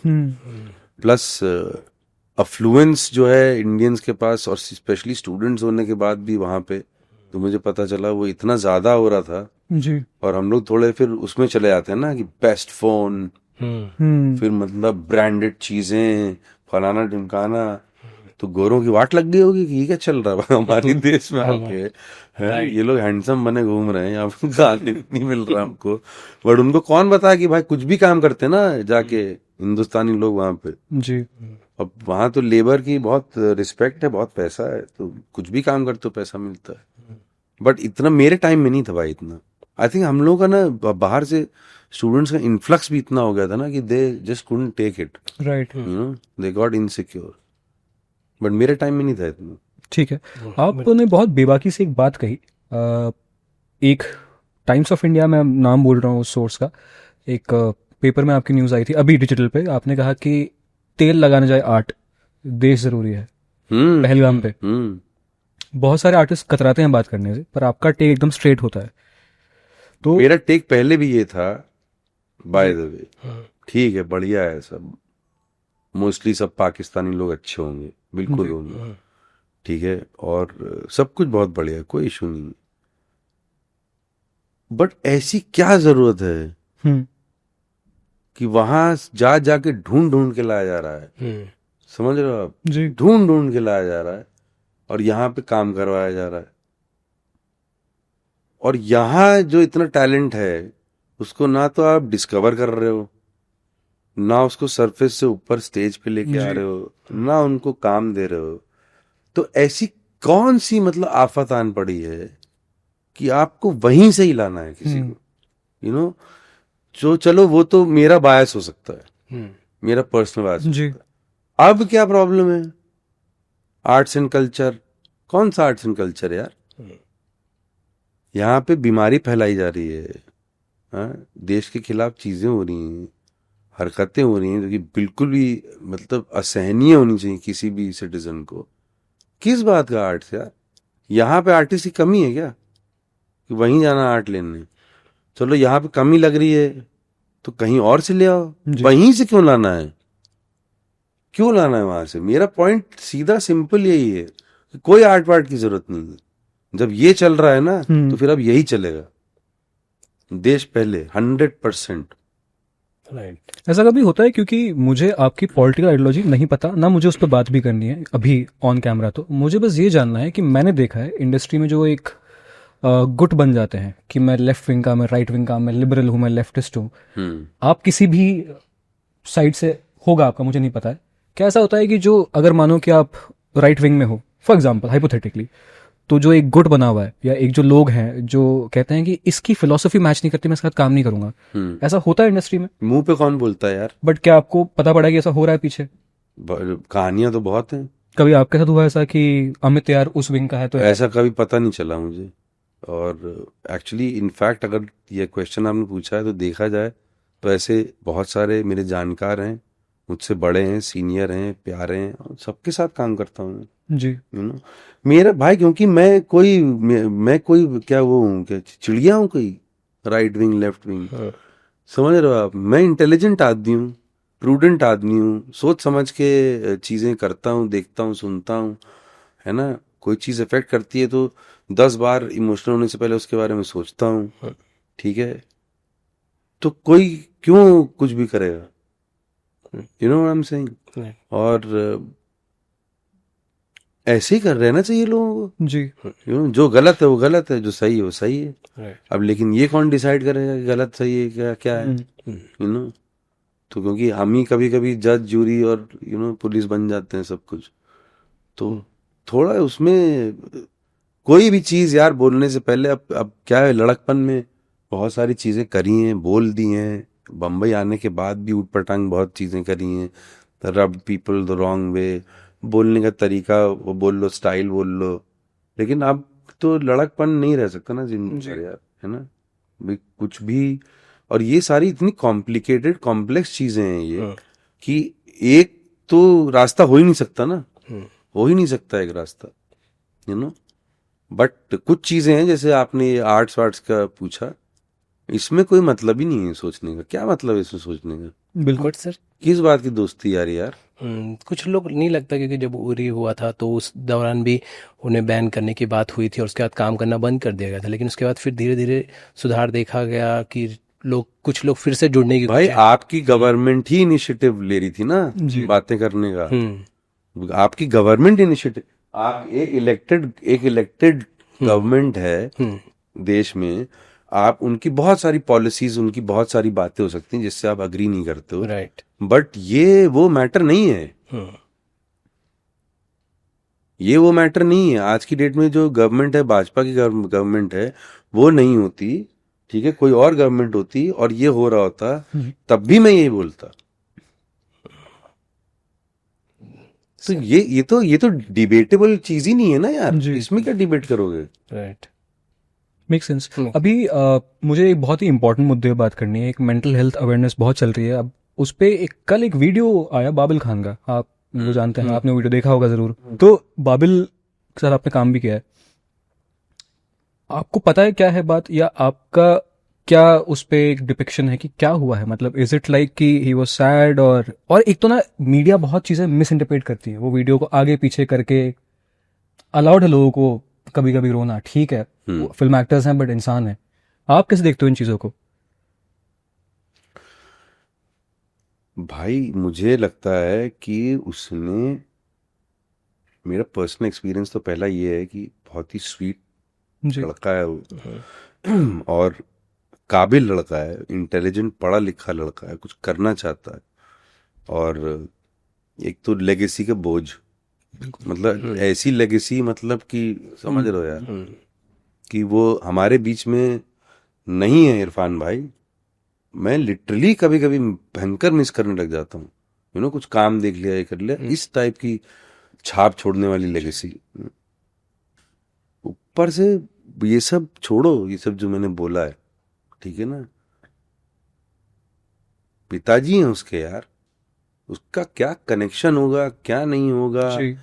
क्या चल रहा होगा, क्या कौन सा वैक्यूम हो गया होगा उसकी लाइफ में, और फिर उसको खुद करना है, क्या करना है लाइफ में, क्या नहीं करना है। मैं खुद था यार 30 साल की उम्र तक लॉस्ट। तो कभी कभी आप, वो तो थैंक गॉड उस टाइम पे सोशल मीडिया और ये सब नहीं हुआ करता था, वरना मैं इससे ज्यादा वीडियो डाल चुका होता अभी तक।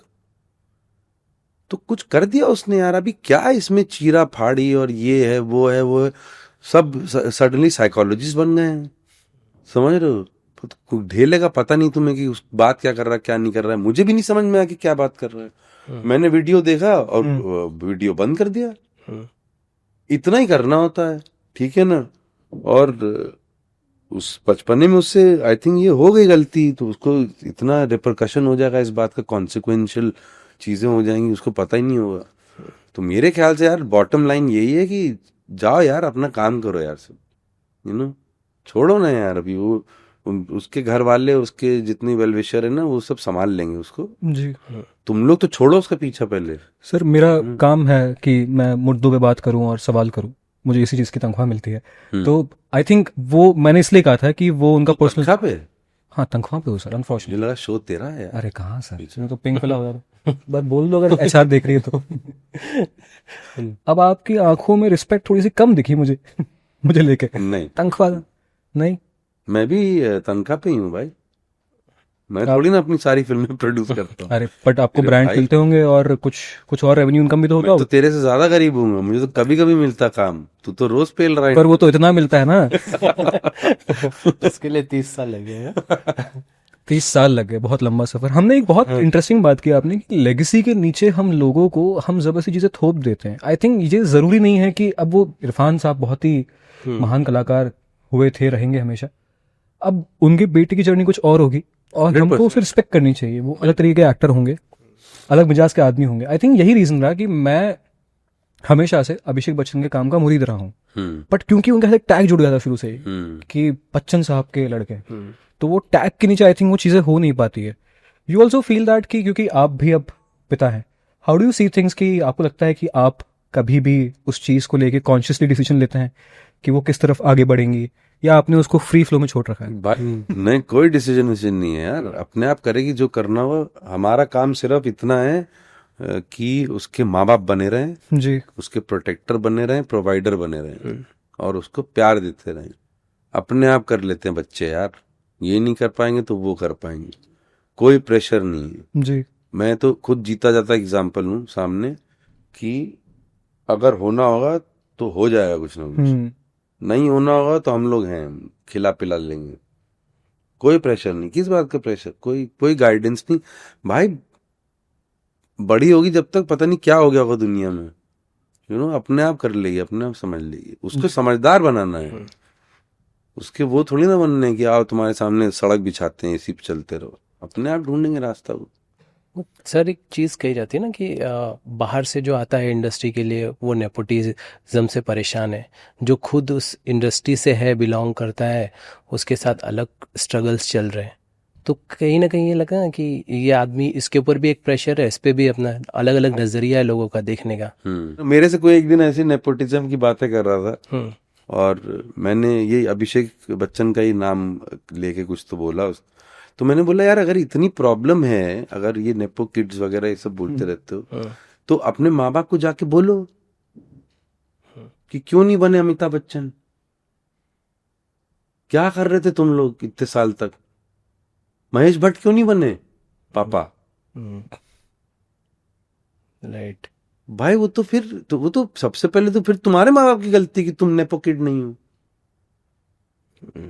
और कॉमन सेंसिकली तो भाई अगर मेरी बेटी है आज की डेट में, आपके बच्चे होंगे या मतलब अभी नहीं होंगे तो आगे होंगे, तो यहाँ पे बैठे उनके होंगे या भतीजे होंगे, ये आप तो अपना बेस्ट ही दोगे ना यार, मतलब तो कॉमन सेंस है ना यार।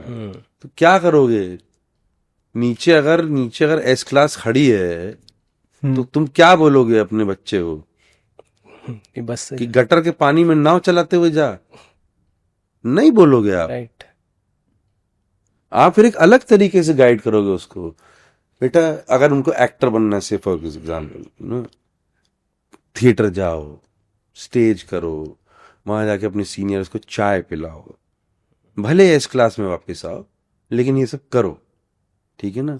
तो कौन ये जितने भी बच्चे जो हैं लॉन्च हुए हैं, एक बता दो जिसने ट्रेनिंग ना करी हो कुछ। सबनी तो पढ़े लिखे एक्टर है ना, ये लोग स्कूलों में पढ़ाई करके आए हैं, है ना।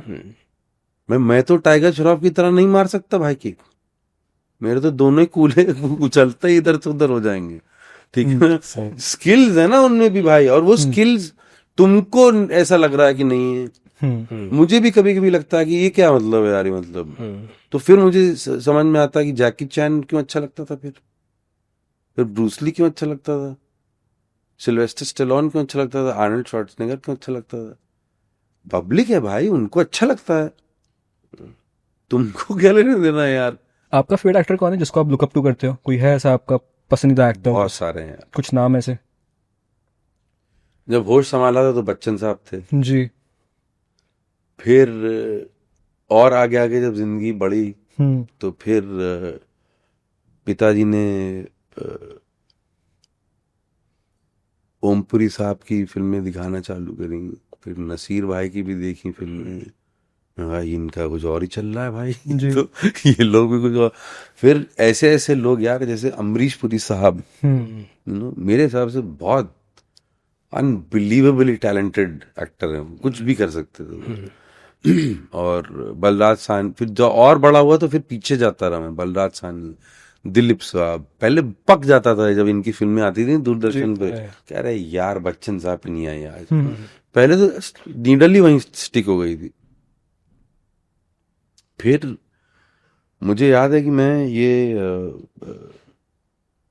फिर हमारा ना जूतों का काम था, तो निषाद टॉकीज करके कानपुर में, अच्छा, अभी तो शायद बंद हो गया, तो हमारी वहां पे स्लाइड्स चलती थी।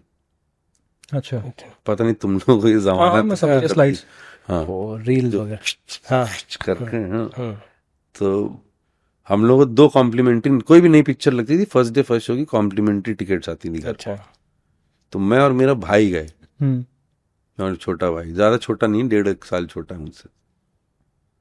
तो हम लोग गए, लगी थी मैंने प्यार किया, भाई साहब दिमाग ही हिल गया हम दोनों का।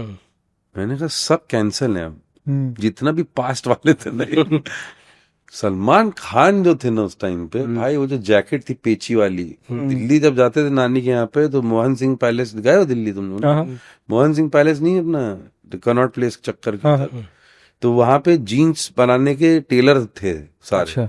2-3 फ्लोर में, तो वहां पे वो पैचेस भी बिकते थे। अच्छा। तो लेदर की जैकेट खरीदते थे कानपुर से, वहां जाके पैचेस लगवाते थे। फिर वो टोपी भी पहनी है मैंने, वो कयामत से कयामत तक वाली। अच्छा। फिर संजय भाई आ गए, संजू दादा, फिर उनके जैसे बाल भी कटवाए हुए मैंने, आगे से क्रू कट, वो छोटे वाले स्पाइकी, पीछे से लंबे। एक बार ऐसे बाल कटवा के चला गया था ट्यूशन पे, बहुत मजाक उड़ाया दोस्तों ने मेरा, और गया किस पे, साइकिल पे और साइकिल भी कौन सी है, वो जो मिनी दूध वाली साइकिल Oh, नहीं yes, आती थी yes, बच्चों के Atlas लिए, तीन, तो उस पे मरून रंग की, अभी तक याद है मुझे। तो ये सब बदलते रहे हैं। और फिर जब आंखें खुली ना, जब मैंने एक फिल्म देखी, Last of the Mohicans, oh, hmm, first year college में, चाणक्य पिक्चर हॉल में। और उसमें एक आदमी है, डैनियल डे लुइस। वाह, मुझे कोई आइडिया नहीं था कि वो कौन है। मैंने कभी हॉल में 70 mm पे ऐसी इंग्लिश फिल्म नहीं देखी थी कभी। फर्स्ट एक्सपीरियंस था मेरे लाइफ का वो। और निकल भाई, दिमाग घूम गया मेरा, निकल गया मैं। मैंने कहा ये क्या है सिनेमा यार, ये किस टाइप का सिनेमा होता है ये? हम तो मतलब बच्चन साहब को देख रहे हैं, 15 माले से कूद गए, जी। 15-20 लोगों को टपका दिया मार मार के, right. मैंने कहा ये लोग मेथोडिकली काम कर रहे हैं यार, जैसा होता है रियल लाइफ में, तो फिर वहां से जो आंखें खुली है ना, वो फिर खुली रही वो। फिर थोड़ा थोड़ा कि ये कौन था, डेनियल डे लुइस, ये वो, फिर डेंजल वॉशिंगटन, फिर अब तो बहुत सारे हैं यार, बहुत सारे हैं। फिर उसकी मैडनेस अच्छी लगी, जॉनी डेप की। ये बचपन की सब बातें बता, बट अभी मुझे परफेक्ट स्टार कम एक्टर जो है ना, वो अपने हिंदुस्तान में लगते थे इरफान भाई जी। और बाहर लगता है डेंजल वॉशिंगटन। कुछ बात है उनमें। और डेनियल डे लुइस तो खैर छोड़ी दो, तो आदमी 5 अकेडमी अवार्ड्स हैं बस, 5। तो कितनी 7-8 फिल्में करी, उसमें 5 5 Academy Awards। उस आदमी को छोड़, माफी कर दो उसको यार। और वो आई थिंक उनका जो पेशा है, वो मैंने सुना है ऐसा कि वो जूते नहीं, पेशा नहीं है वो, तो शौक के लिए करते हो। वो जो कहानी है वो बेसिकली कौन सी, कुछ तो माय लेफ्ट फुट करी थी, ऐसा हाँ, कुछ किया क्रिस्टी था। Brown, my left foot. My left foot करी थी, पहली फिल्म में उनकी वो, मतलब विद द टाइटल, Yeah. मतलब टाइटलर रोल। और फिर उन्होंने इतनी तैयारी कर ली थी, क्योंकि सेरेब्रल पॉलिसी के पेशेंट होते हैं ना उसमें वो, जी जी। तो इतनी तैयारी कर ली थी कि वो मतलब निकलने के लिए वो चले गए थे छुट्टी लेके कि अब मैं वो बनूंगा कॉबलर, कॉबलिंग का काम सीखूंगा, जूते वूते सिलूंगा ये। और फिर मे बी मतलब आगे पीछे होगा, बट इसी टाइप की कुछ कहानी थी। फिर उनको मार्टिन स्कॉर्सेसी ने, लियोनार्डो को मार्टिन स्कॉर्सेसी ने बोला कि भाई कि ये भाई ये आदमी आ नहीं रहा है मेरे साथ फिल्म करने, यदि अभी अजीब किस्म की बातें कर रहा है, इसको लेके आओ यार। तब बनी थी वो गैंग्स ऑफ न्यूयॉर्क। कमाल। और अगर इंडिया में ये एक्टर होता जिसने एक लीड फिल्म की है और बोलता कि मैं जा रहा हूँ, कमर क्या होता भाई, रॉयल्टी तो देते ही नहीं। फोन करते पीआर वाले, अरे सर स्पॉटिंग नहीं हो रही सर, कहाँ गायब हो। उस आदमी का कभी देखना भाई जी। उसका आई थिंक एक ही फुल फ्लेजेड इंटरव्यू है बस, वरना वो सब जो फिल्म के प्रमोशन के टाइम पे होते हैं ना, बस वो है ऐसे ऐसे करके। और व्हाट एन आर्टिकुलेट, वो आदमी है जो कि बहुत सेल्फ अवेयर है अपने साथ, बहुत ज्यादा। डेंजल वॉशिंगटन में भी बहुत अच्छी क्वालिटी है, बहुत अच्छी क्वालिटी। उनका एक सीन है, God please help me, I think flight, एक फिल्म है फ्लाइट के सेकंड में। बस तू ये सोच कि वो मतलब उन्होंने वो कैबिन बनाया होगा 100%, क्योंकि वो इतना टॉर्चर नहीं कर सकता एक्टर को कि तुम इमेजिन भी कर कि प्लेन उल्टा हो गया। ऐसा नहीं, उन्होंने कुछ बनाया जरूर होगा, बट इमेजिन यार तुम एक बॉक्स में बैठे हो, चलो हिल रहा है, तुम्हें पूरी कितनी फिल्म वही है यार, कितनी बड़ा चंक फिल्म का वही है, प्लेन में जा रहे हो, ये कर रहे हो, कमाल, ब्यूटीफुल लोग हैं यार। फिर इंडल्जेंस ही नाम था ना, नहीं मुझे ये जो अपना अभी जो मैंने प्यार किया जो है वो पीयूष मिश्रा करने वाले, सुना मैंने ऐसा कभी कि वो, मैंने भी सुना है। कैसा लगता है अगर वो करते हैं, अगर if you can imagine him, we are not just एक तरीके से हम, आपको लगता है कि वो जब मैं उल्टा शेव करके राजा कोट पहनता हूँ ना तो बहुत हैंडसम लगता हूँ ये करते पीयूष भाई करते, पीयूष भाई का अपना अलग जलवा होता है यार, कुछ और करते हो। ये मैं ना एक इवेंट में गया था, तो 2 फिल्म मेकर्स बात कर रहे थे, इंटेलेक्चुअल लोग थे दोनों, तो मैं साइड में खड़ा था, मैंने कहा दोनों इंटेलेक्चुअल क्या ही बात करूं। तो वो पहला इंसान बोलता है कि इंडिया में एक और इरफान क्यों नहीं आ पा रहा। तो वो दूसरे भाई ने एक बात बोली, मैंने कहा ये बात तो सही कर रहा है। उन्होंने कहा कि इरफान जितना अच्छा एक्टर तो ले आओगे, उसके जितना अच्छा ह्यूमन कहाँ से लाओगे। तो वो बात मेरे अंदर रह गई सर कि क्या एक और मैंने एक और कहीं कोट पढ़ा कि एक अच्छा एक्टर होने से पहले अच्छा ह्यूमन होना जरूरी है, आपको एम्पैथाइज होना जरूरी है। Does it make sense to you? क्या ये होता है सही में ऐसा इन द एक्टिंग वर्ल्ड? अच्छा ह्यूमन क्या होता है? अच्छा ह्यूमन जो एम्पैथाइज कर पाए, जो जज नहीं कर पाए, क्या ये मतलब था उनका इस बात का? देखो, अगर आप एक्टर हो तो ये तो मतलब इमोशन आपके अंदर भर भर के होना चाहिए, एम्पैथी। जी। But at the same time वो एम्पैथी है, वो सिंपैथी नहीं है। तो उसका मतलब क्या हुआ जी। कि आप गधे नहीं हो, क्योंकि आप सिंपैथी उसके साथ करते हो जिसके ऊपर आपको तरस आ रहा है। आपको तरस नहीं आ रहा, आप जी। किसी के सिचुएशन से या किसी के वर्ल्ड से या किसी की बातों से कंसर्न्ड हो, जी। यू नो, उस इंसान के लिए या उस सिचुएशन के लिए। ठीक है ना? आप उसके लिए अगर आपका बस चल पाएगा तो कुछ करो क्या आप, ठीक है ना? दान दक्षिणा देने वाले नहीं हो आप। तो वो एम्पैथी और सिंपैथी में बहुत बड़ा फर्क है। ओके। और इरफान भाई क्योंकि मेरे यार मित्र तो थे ना, मेरे बड़े भाई थे, तो इतने पास से तो मैंने देखा नहीं। जी। इरफान भाई की भी बहुत कलरफुल लाइफ है, कलरफुल आदमी थे, एक्सपीरियंसेस थे लाइफ के, यू नो। वो लाइफ के एक्सपीरियंसेस जो हैं आपको एक एक कंप्लीशन की तरफ लेके जाते हैं हमेशा। और आई थिंक उनकी भी फाइंडिंग वही थी, इनर फाइंडिंग। जी। उनकी उनके इंटरव्यूज सुनो ना यार, वो you can't fake those interviews, you know what I am saying. he had established some sort of connection with this universe, right. and you could see it in his work that he was connected. उसको आप अल्लाह बोलो, भगवान बोलो, कुछ भी बोलो, जी। ठीक है ना? कनेक्शन था। वो कनेक्शन बहुत जरूरी है आर्ट के लिए यार। आप चलो एक्टर को छोड़ो, एक्टर को तो हम पता नहीं क्यों पेडिस्टल पे इतना चढ़ाते रहते हैं। हमारे क्लासिकल म्यूजिशियंस देखो ना यार, नॉर्मल आदमी कर सकता है क्या ये सब? तो आप सोच रहे हो, आप इधर हो कहीं और आप तबला बजा रहे हो और मतलब कुछ भी बजा रहे हो आप, समझ रहे हो, इधर और जुगलबंदी कर रहे हो, देखना भी नहीं पड़ रहा है इधर उधर, और देख रहे हो तो मतलब अठेलियां चल रही हैं दूसरे के साथ, समझ रहे हो। चौरसिया साहब का अपना चल रहा है, अमजद अली खान का अपना चल रहा है, कनेक्टेड है भाई वो। बिल्कुल। आप इंटरव्यूज बहुत देखते हैं क्या अपने फेवरेट आर्टिस्ट के? मैंने इरफान भाई के बहुत देखे। क्या कभी और आप बहुत मतलब बहुत बाद में देखे, आई थिंक उनकी डेथ के बाद बहुत देखे। अच्छा, पहले नहीं देखे थे मैंने। क्या कभी आपने by any chance Shiv Kumar Batalvi ji का एक इंटरव्यू है बीबीसी पे, एकमात्र इंटरव्यू उनकी जिंदगी में, नहीं कभी आप नहीं देखे? नहीं, मैं बिल्कुल देखूंगा यार। वो बहुत ही इंटरेस्टिंग आदमी थे। उन्होंने पंजाब में गाने लिखे थे, एक कुड़ी जिसका नाम मोहब्बत है, उनका कंपोजिशन है, और उनका एकमात्र बीबीसी पे इंटरव्यू है। उस पर उनकी लाइन है कि हर इंटेलेक्चुअल जो है वो स्लो डेथ मर रहा है।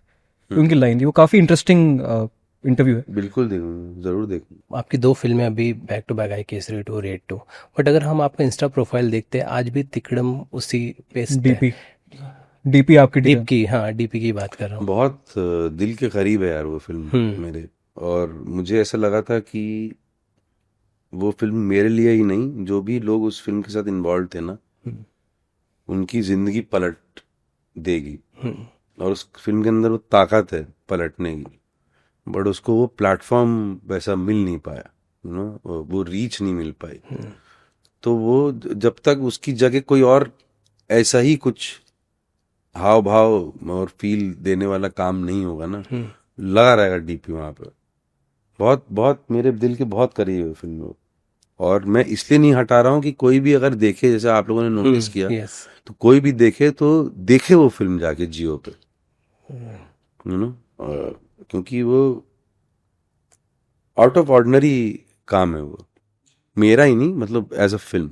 हमने बहुत सारी बात की आपके करियर की, आपके बचपन की, हर एक उस पहलू की जिसपे आपने अलाउ किया हमको।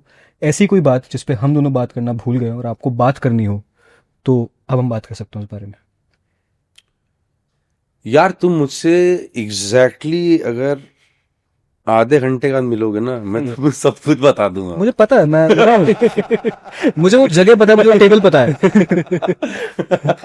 नहीं नहीं, ऐसा कुछ नहीं जो आपने छोड़ दिया हो। और ये क्वेश्चन आपका वैलिड है, क्योंकि हो सकता है कि किसी जिसको आपने बुलाया हो Right. वो कुछ बोलना चाहता हो, बट मैं कुछ नहीं बोलना चाहता हूँ। आई थिंक मैं बस यही बोलना चाहता हूँ कि आप दोनों के साथ बात करके बहुत मजा आया मुझे।